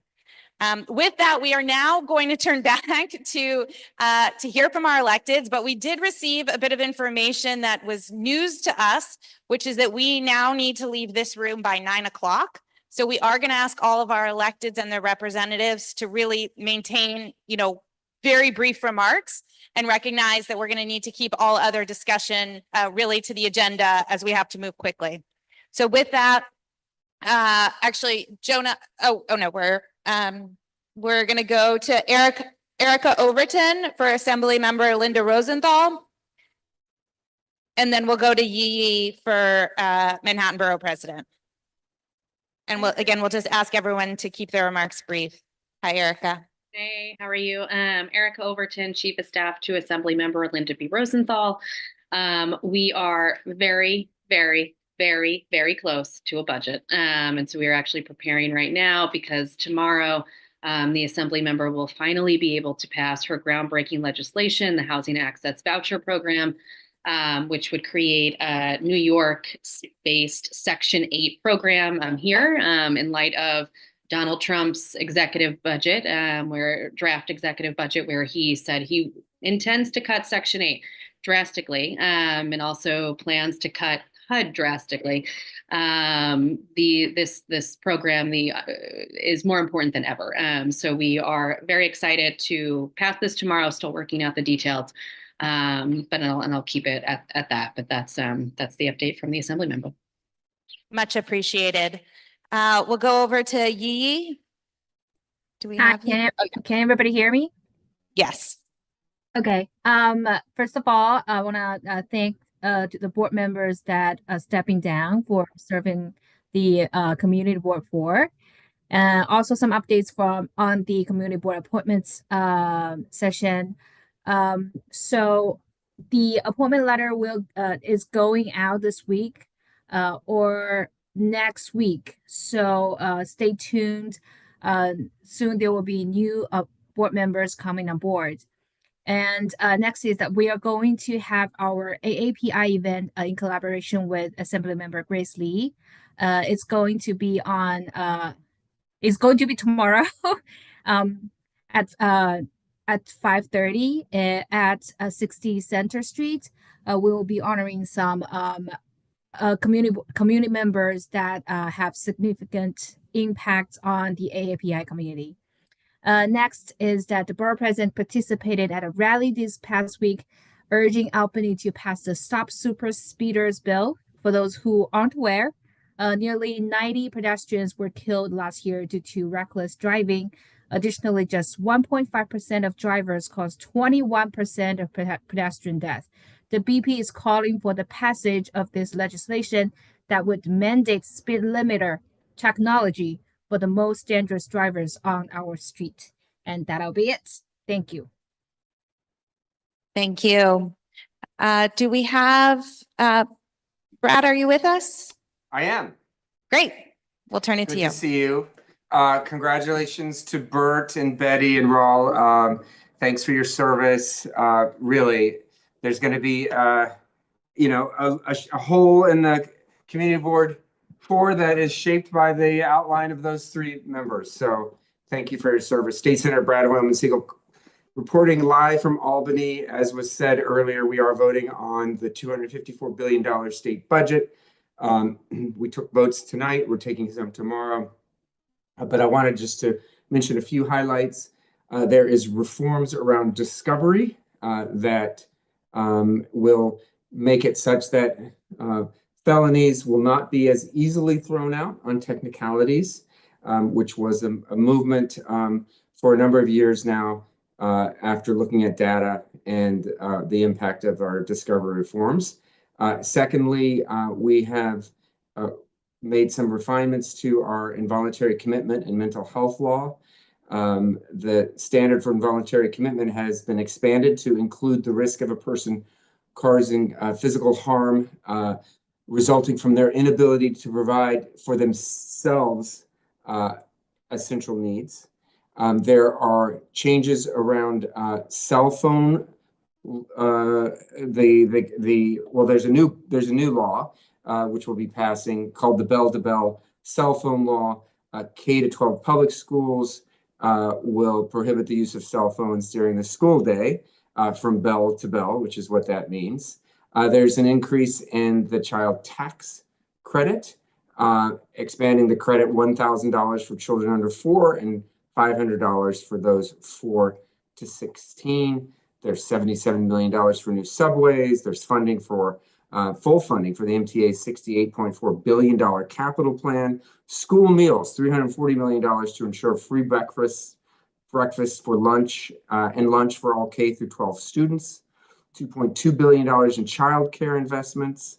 $50 million, as was mentioned. Congratulations, Assemblywoman Rosenthal, for the Homeless Assistance and Vital Services Program, HAVP, and public radio. I'm very proud of this, and I helped lead this effort. $4 million to keep public radio afloat in New York State, given that Donald Trump and Elon Musk are trying to destroy it.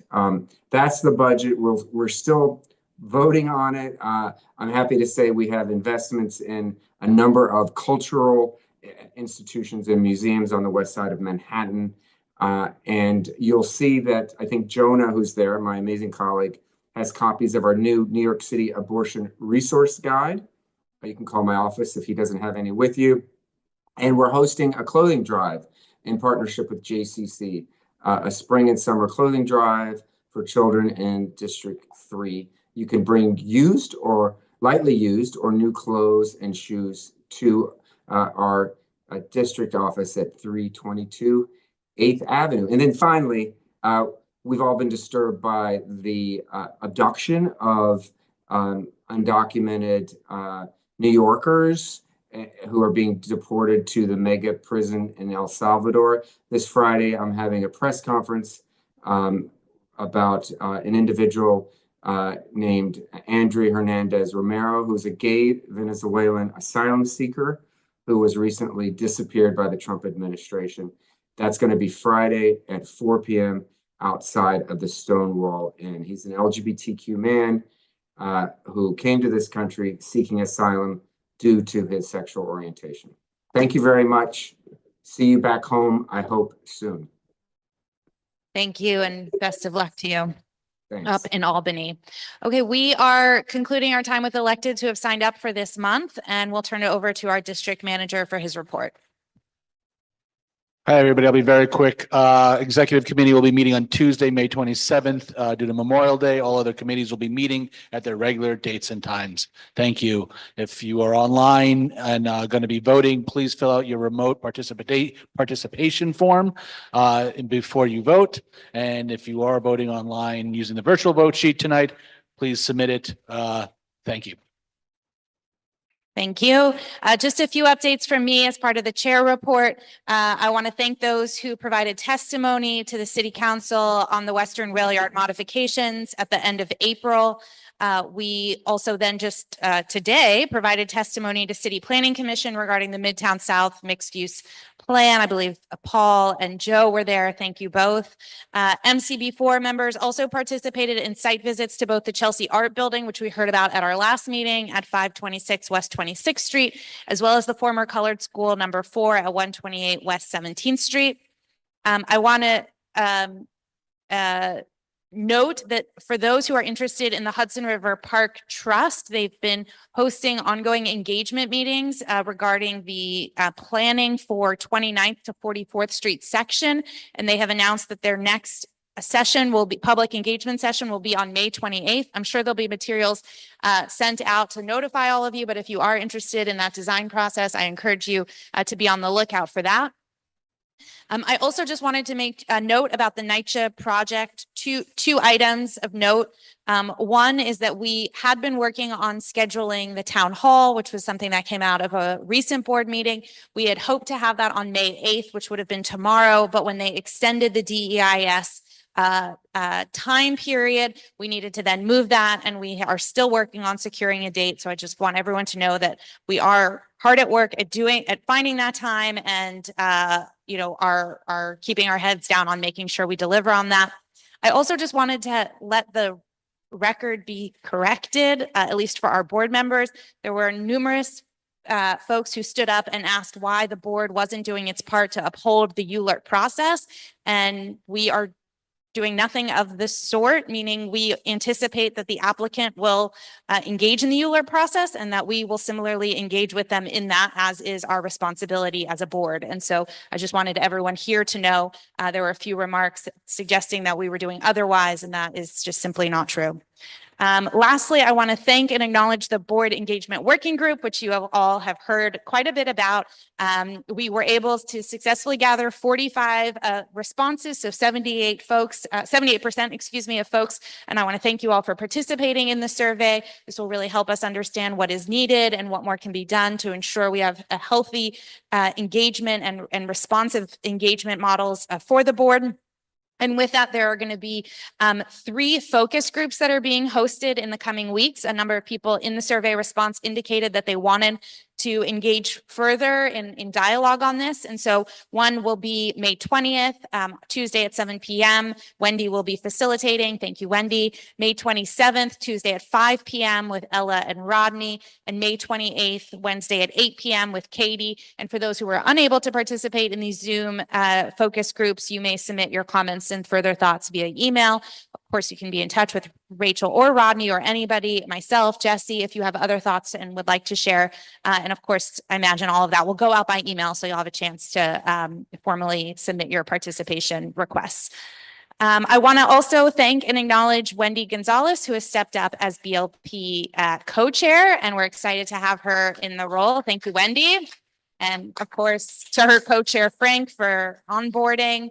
And lastly, I just wanted to note that the housing plan, there was a meeting. We heard a little bit about the housing, affordable housing report that we put out each year. Joe is in the process of updating that together with many committee members. There was a meeting a couple weeks ago, and that will now come to the land use committees. There'll be opportunities to give your input on this. It really becomes a blueprint for identifying future sites and using that with electeds to recommend and advocate for the building of more affordable housing. And so if anybody is interested in that process or engaging in that, please let us know and we'll be sure to loop you in. With that, we can now turn to the committee, our board business.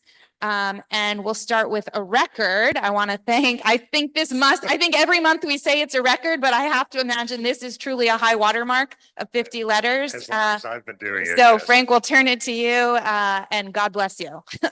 Okay. I will do my part to move this along. None of these 50 items are particularly distinctive, so I'll just take any questions anyone may have. Exactly. Okay. Okay, wow. All right. Thank you, and a round of applause to Bert, but really, and Wendy, but the entire BLP committee. And Wendy, if every month is going to be 50 letters, you may not be able this. If you're a harbinger of this, we may need to revisit.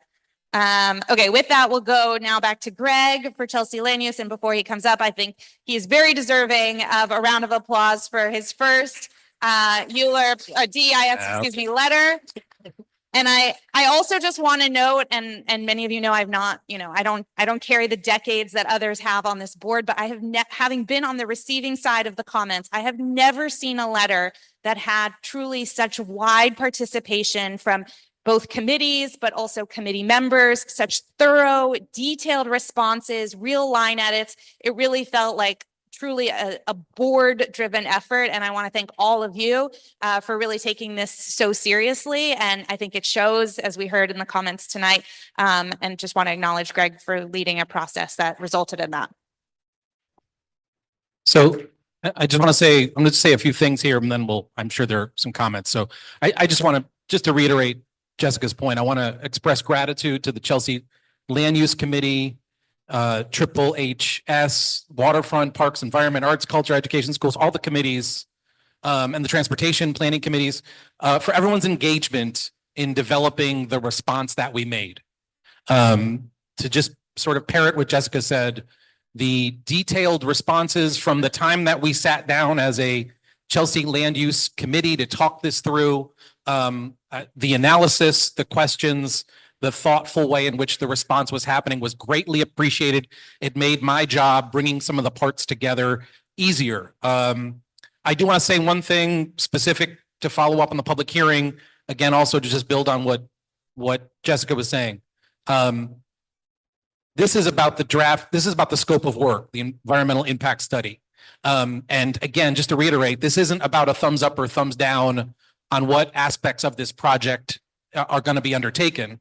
It's about addressing and responding to what NYCHA and HPD put forward. And in every single segment, first, credit to this board for having to push NYCHA to be able to ensure that rehab was embedded, that there were more alternatives embedded within NYCHA's response in terms of the scope.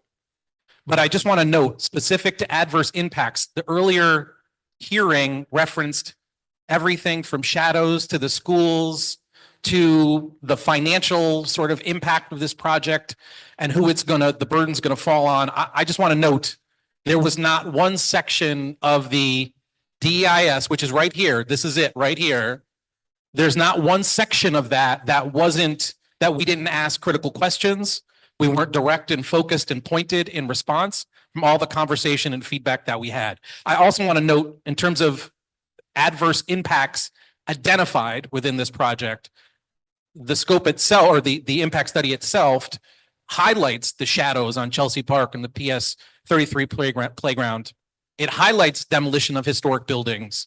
It highlights transportation and pedestrian impact. It highlights construction noise over the next decade. It highlights increased demand on schools, infrastructure, and open space. These impacts are acknowledged, but not necessarily mitigated in a way that I think anyone who has observed, digested, or even skimmed what we read and saw in this draft, it just didn't measure up, I think, to what our expectations were. The last thing I'll say is this, and I want to, just for the record, I think in general, if you read our 40 pages, we identify serious limitations. I will note for you, thank you to those of you who in the last 2 days have provided additional feedback. It needs to be incorporated. There's line edits that need to be done, and additional sort of work needs to be done to shape this up. But I don't think we heard anything earlier that we weren't ready for or wasn't embedded. The piece I want to highlight is this, because I think it's important for the record. The DEIS for everybody, it really does advance rezoning as a preferred scenario, despite whatever concerns about height, density, affordability that it even indicates within the scope. And to quote, the rehab and infill alternative is identified in this scope as infeasible. The language that they use in this is, the DEIS ultimately concludes that this approach is financially and logistically infeasible, and that it would not create enough market rate housing to financially support the packed and affordable housing components of the project. That's not us talking, that's the scope talking. Nor would it, so 2 parts. It's not financially going to work according to this scope, nor would it sufficiently address the long-term deficiencies of the existing building structures. I just want to note that. I think everyone who has responded and been responsive to this, throughout the course of this journey, we have been responsive to that. We've challenged that. We've asked questions about that. I think our response highlights that, but I wanted to put that on the table because the earlier public testimony was cued into that topic, and I want folks to understand where that's coming from. That's not us talking. That's the scope talking. So our letter and our response needs to be responsive to that. Once again, every chapter of the scope presents challenges. We did everything we could in the draft to include everything from additional infrastructure information to more school enrollment information to how it is that this is going to be impactful and beneficial to the community for the long term. It is a draft. There is additional line editing that is required. There's still additional feedback I've received in the last 48 hours that needs to be incorporated. At this stage, I don't know what else to put on the table at this point, except to say, if there's other things that haven't been communicated to me about the draft, please let me know. And as long as it's in alignment, there's nothing I've received in the last 48 hours that I wouldn't accept as a friendly amendment. I don't want to go through it for the sake of time, but please be aware that I'm happy to talk it through as necessary. And I will pause there to say, I'm open to whatever discussion is required. Great. Thank you, Greg. Any comments from the floor on the letter? Well, I think that's big. Oh, Christine, there's a mic behind you. I was waiting for this. No, I want to say, first of all, it's a fantastic piece of work. I wish, as I usually says, that we are bringing to the front some very, don't laugh, but I want to say some things which have been most alarming to me, right? Like we are going to lose 10% of bedrooms, that, you know, we're going to lose 50% of the open space is going to be privatized. And we're going to lose 300 trees. And I think we need to ask for those things to be seriously mitigated. And by putting them in the front, it just disclose what is the intent of this project, which is really kind of a land grab for profit. So I think putting those things, not all of them, but at least those things, and say, this is not a yay or nay, but I mean, this needs to be mitigated. How are they going to mitigate that? And I think that should be in the front. Thank you. Okay, seeing no other, oh, Chris, go ahead. Thank you. No, it was a monumental effort to put this letter together. And Christine did bring up the exact thing that I was going to bring up, which was there's a monumental loss in public space, in green space, something that was a conscious effort to create for the families that were originally moving into public housing during the time of Fulton and Elliott and Amsterdam houses on the west side. It needs to be brought up to the front of this letter. I beg you, and I beg you as someone who was a beneficiary of that when my grandmother was my primary caretaker in Amsterdam houses, and I learned what it was to enjoy green space for the first time as a kid from Hell's Kitchen, where we were limited in our green space. Chelsea and Elliott has robust green space, and to lose that is just it's an environmental crime. Please, when you think about federal housing, it's not to look at federal housing as something that is black versus white. I am Hispanic and I am light skinned and I'm the beneficiary. My family's the beneficiary of public housing. This is not a failed program, but something that was starved of finances to fail. And I cannot relinquish this land to related. I thank you so much to everyone for their conscious effort to provide so much thought into this. I will be voting in favor of this letter. But if I was General McCullough in the Battle of the Bulge, and this was a letter from Germany saying, hey, we have to relinquish everything. You have to give up now or experience extermination. My response to Related and NYCHA would be nuts. Thank you. okay, we have Viren. I think Viren had his hand up, and then I don't think I saw any other hands, so we'll move on.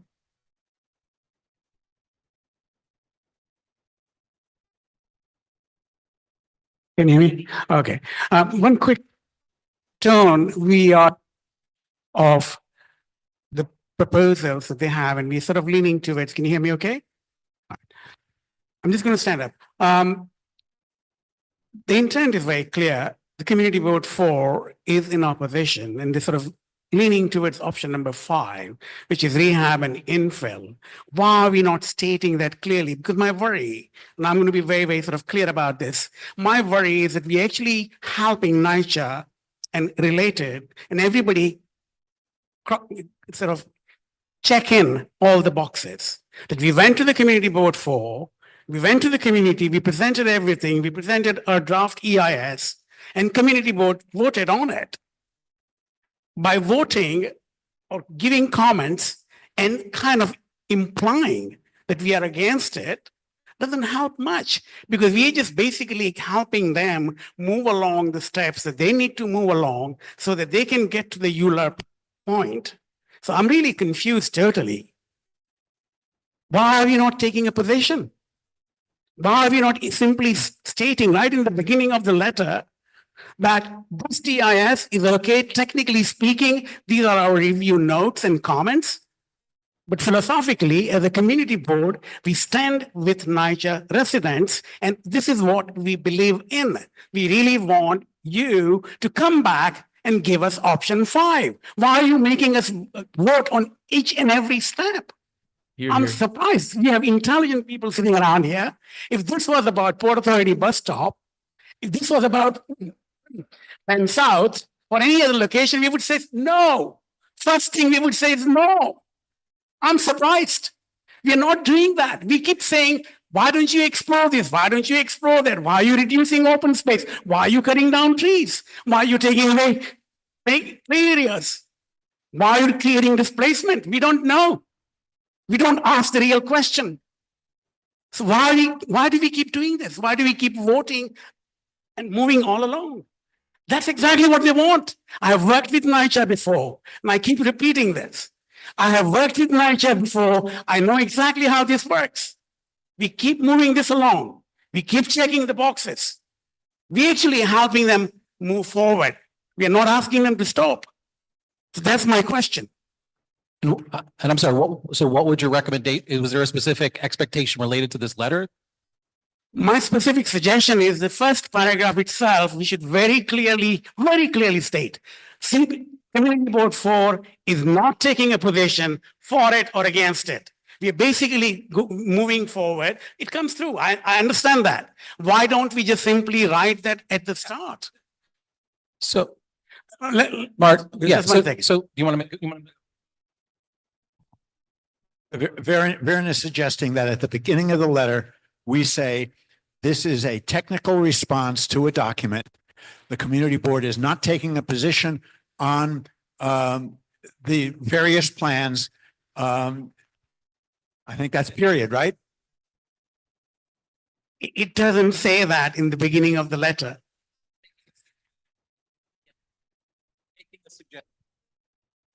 With a study of option 5. That's precisely what I'm saying. At the start, we should make it very clear. We're not taking a position for it or against it. This is just simply a technical review document that we are actually submitting. Community Board 4's position is dependent on the unanswered questions. It's dependent on the electeds and coming and meeting with us. They keep tossing the town hall meeting all the way to the back. I don't quite understand it. I really don't understand it at all. Can the committee? So again, I think we took on a task of exploring and researching and responding and analyzing what we were given. You're making a recommendation. Let me finish. You're making a recommendation that there could be a statement at the beginning. And Marty, you recommended something that says this is a technical response. That's precisely what I recommended. It does not indicate approval of of any of the alternatives. Exactly. I have no problem saying that. And I think by virtue of the conversations we've had at Chelsea Land Use, we need to continue to dialogue and think through how it is that we want to be thoughtful and responsive. But what you're saying, I think makes sense. We keep having this dialogue about options that we keep questioning. That's not, I don't think that's a correct analysis. I think what we have done repeatedly is ask hard questions that we have not gotten answers to. And we still keep giving answers to the questions they ask us. And I find that ridiculous because they don't answer the questions that we ask. And then they come back and say, this is my DIS. And we say, okay, this looks good. That doesn't look good. That looks right. That looks wrong. What my position is very clear. I'm saying exactly what Marty is saying. I had a talk with Marty outside. Why are we not simply stating Community Board 4's position is very clear? We are not saying yes or no to the options that you're trying to push down our throats. We implying it. I'm saying stop implying. State it very clearly at the beginning of the letter. I just accepted a sentence that identified what you said. There's been an agreement to do that. I think there's agreement to make that adjustment in the letter. I think that's been said now twice. I think additionally, the question of what is the board's position on the proposal is a separate, and I hear your frustration. I see a lot of shaking heads. There is a lot of frustration about this. If you attended Triple HS meeting last week, there was again, discussion about exactly this. How do we get to a place where the board has an actual position that it's not just what are we against, but what are we for? And I can appreciate that it feels very frustrating, but we have asked a lot of questions on behalf of board members and the community. We have not always been satisfied with the answers and felt we had not yet had enough information until we had those answers. I hear also your concern that the process continues to move forward, but the reality is the process will move forward whether we respond to this letter or not. And I really want to emphasize that because there has been the suggestion that somehow the board is holding up the process for those who are in favor of it, and we are not. And so I hear we're here to talk about the letter specifically, and your suggestion has been agreed to and will be amended. And if you want to send specific language to do that, I think we can.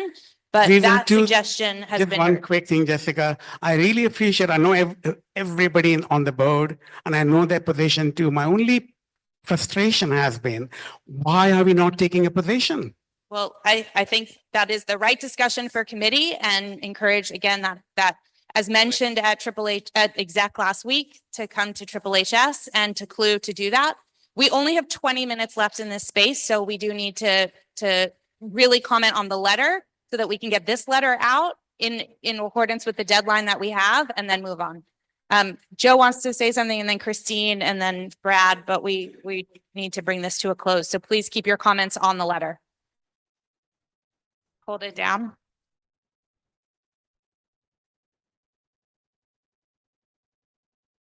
Wanted to note for Greg, for Viren, that I owe Greg more comments on the fifth version, or the alternative, because it is not the alternative that appeared anywhere in the Chelsea Nitro Working Group. They made up the fifth alternative as a way to being feasible, and I'm giving him more comment. The second thing is at HHS, we met, to echo what Jessica said, we are now trying to work on a path forward as to what the board wants to support by bringing in a whole bunch of other stakeholders, not just board members. Because Vera and I agree with you, we've been stuck in, give us information. And the play by NYCHA has been, we'll hold off on it and not give you stuff, and you're stuck. So we're moving ahead now, irrespective, and I invite you to come on part of that effort. So I have a question. You just said that option 5 is not the option that we had proposed. It's a made up option that puts infill Right. in the middle of the 9th Avenue blocks that was never feasible and never even talked about. And should we ask at the beginning that they study the option which was responded by the RFP? My thought is that we would actually include the RFP information as an attachment to our letter saying this is the real option to study. Yes. I would think that you would want to put that at the beginning of the. Wherever it goes, Right. to note it. To say, hey, there was an option and you didn't listen to it.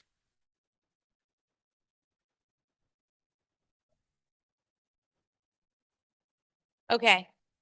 Thank you all. I know there's a lot of, this is spirited and I know it's difficult. And I want to thank you all and thank you again, Greg, for leading this effort. We're going to move on now to HHS. Maria has that one. Thank you, Jessica. Out of curiosity, no judgment, how many of you were able to read this letter, item 52? Okay.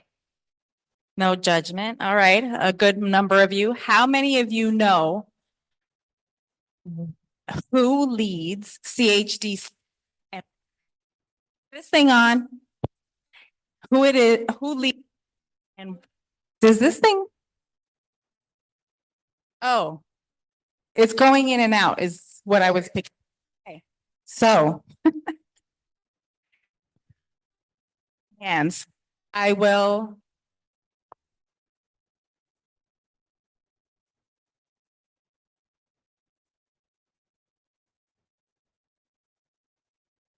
Thank you. All right, so CHDC, this letter is about CHDC. CHDC is Clinton Housing Company. Maybe it's where I'm standing. I don't know. Clinton Housing Development Company. The executive director is Joe Restuccia, my co-chair. Okay.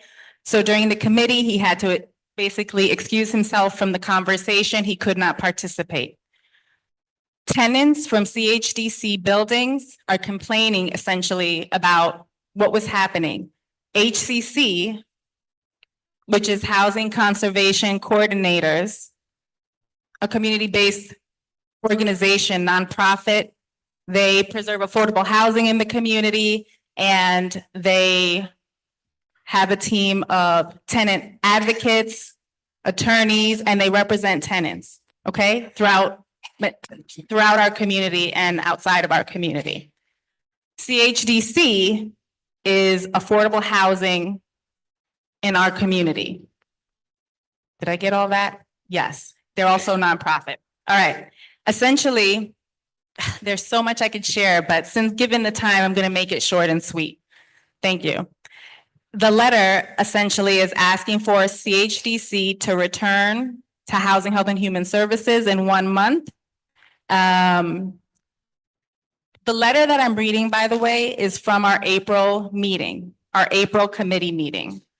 The requests were that CHDC return to Housing, Health, and Human Services in 1 month to provide updates, that they indicate the time frame needed to resolve any outstanding issues, and number 3, that they continue to collaborate and communicate closely with HCC and the tenants.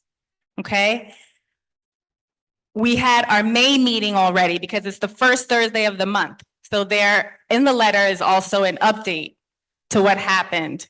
CHDC has provided 2 letters. They are attachments. There's also a document with the tenant issues. That's also attached, okay, to this letter. So there's lots of information. Are there any questions? Yeah. Are there any questions? Thank you, Jessica. Keep me moving. Are there any questions? Good. Thank you. Thank you. We will now move to Waterfront Parks. Marty, thank you. These are extremely hard acts to follow. This letter is about a $16 billion project. I've received some nice edits. The major one is for clarification of the paragraph that starts on line 66 to make it clear that we're getting dimensions of the project footprint. The effects of this project will be the closing of 29th Street, moving of the bike lanes, and et cetera. I think the letter is self-explanatory. I'll say no more. Any questions on this letter? Go ahead. Brad, we need to get you a mic.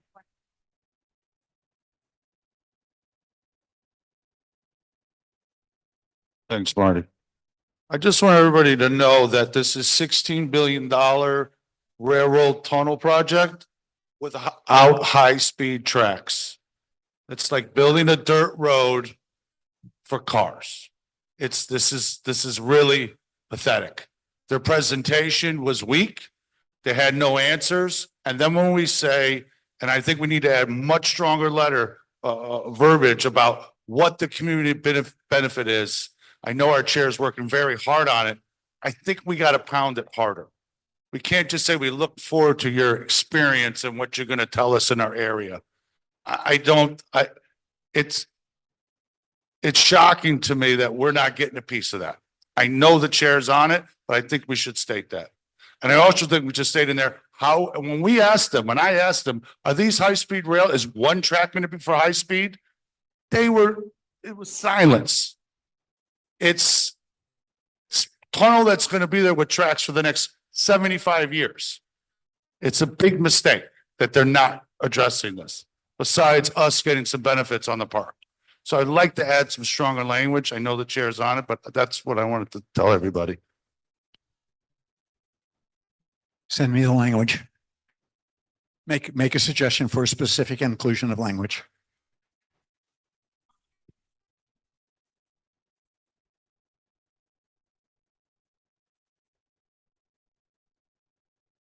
To ask for a specific amount of money now jumps a negotiation that needs to happen. Okay, so you're okay with the co-chairs of the committee coming up with some stronger language? Okay, we move. Great. Great. Thank you, Marty. Looks like we're moving to Chris. Thank you. Yeah, I think we got that. I think we got the 2 notes and they were accepted.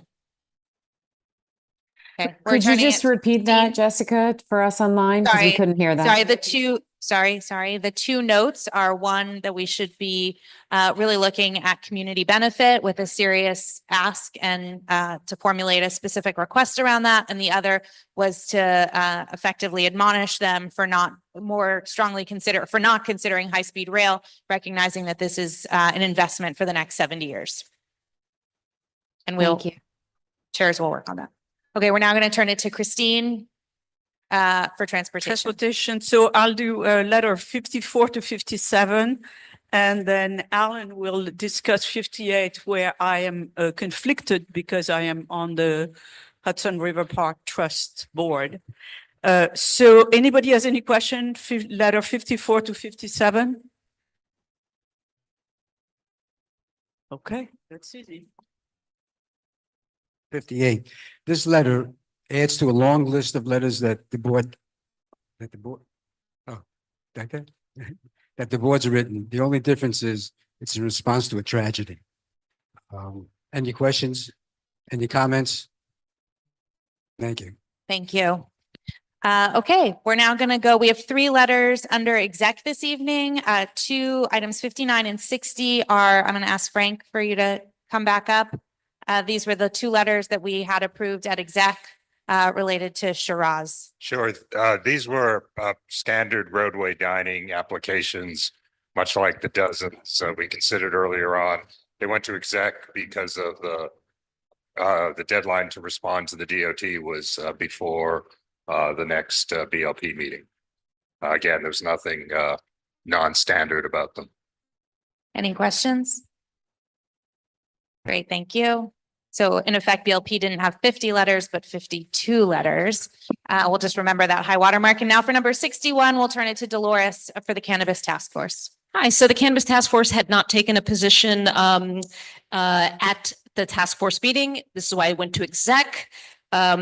Just very briefly, since we're ending on this high note, I had a lot of suggestions at exec to strengthen the language around concerns of legal cannabis shops being around parks. We will go ahead and add that. I did not amend that for this meeting. You guys caught my joke. Thank you. Right? You caught my joke? I did. Thank you. You're the only ones who caught my joke. So thank you. But we're ending on a high note. On a high note. All right. It's okay.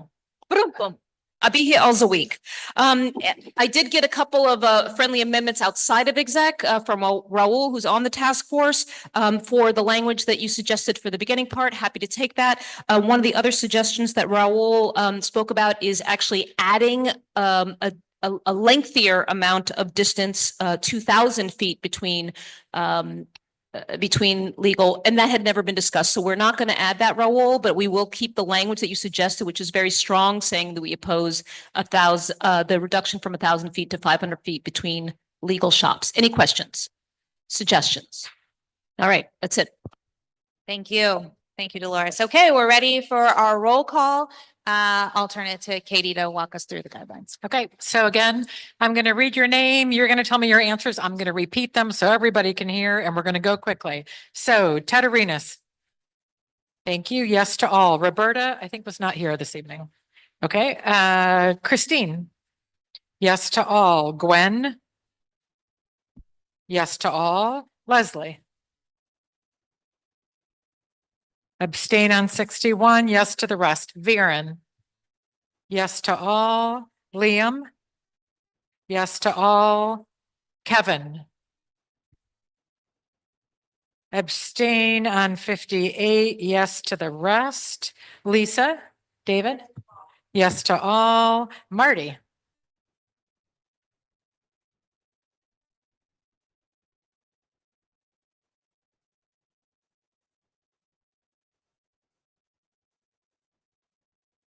Yep, no, you sent it me the earlier. That was perfect. And yes to the rest. Is that correct? All right. So to say it again, Marty is voting against 4, 5, 10, 27, 32, 38, 39, 42, 59, and 60. Yes to the rest. Okay. Paul Devlin. Not here. Pete Diaz. Yes to all. Thomas. Yes to all. Wendy. Yes to all. Max. Yes to all. Matt Green. Not here. Hold on, switch, turning the page. Jesse. Greenwald. Not here. Candace. Yes to all. David Haluka. Yes to all. Frank. Yes to all. Josephine. Yes to all. Inga. Not here. Carrie. Yes to all. Yes to all. Thank you. Ella. Yes to all. Raul. Yes to all. Bert. Not here. That's right. Sorry. Chris. Yes to all, and thank you to my fellow members who are leaving today. You'll be sorely missed. Thank you so much. Great. Thank you. Yes to all. Rachel. Yes to all. Ooh, Rachel's bragging over there. She should be an inspiration to everybody. James. Not here. I'm going to guess. Betty, is she online or no, she left? Okay. I thought maybe she was going home to join Sanford. No to 61. Yes to the rest. Shanice. Yes to all. There you are. Thank you. Submit. You're supposed to say, and I submitted. Gregory. Yes to all. Tina. There you are. Yes to all. Mike Noble. Peony on 51 and yes to the rest and submitted. Peony on 51. Yes to the rest. JD. Not here. Maria. Yes to all. Alan.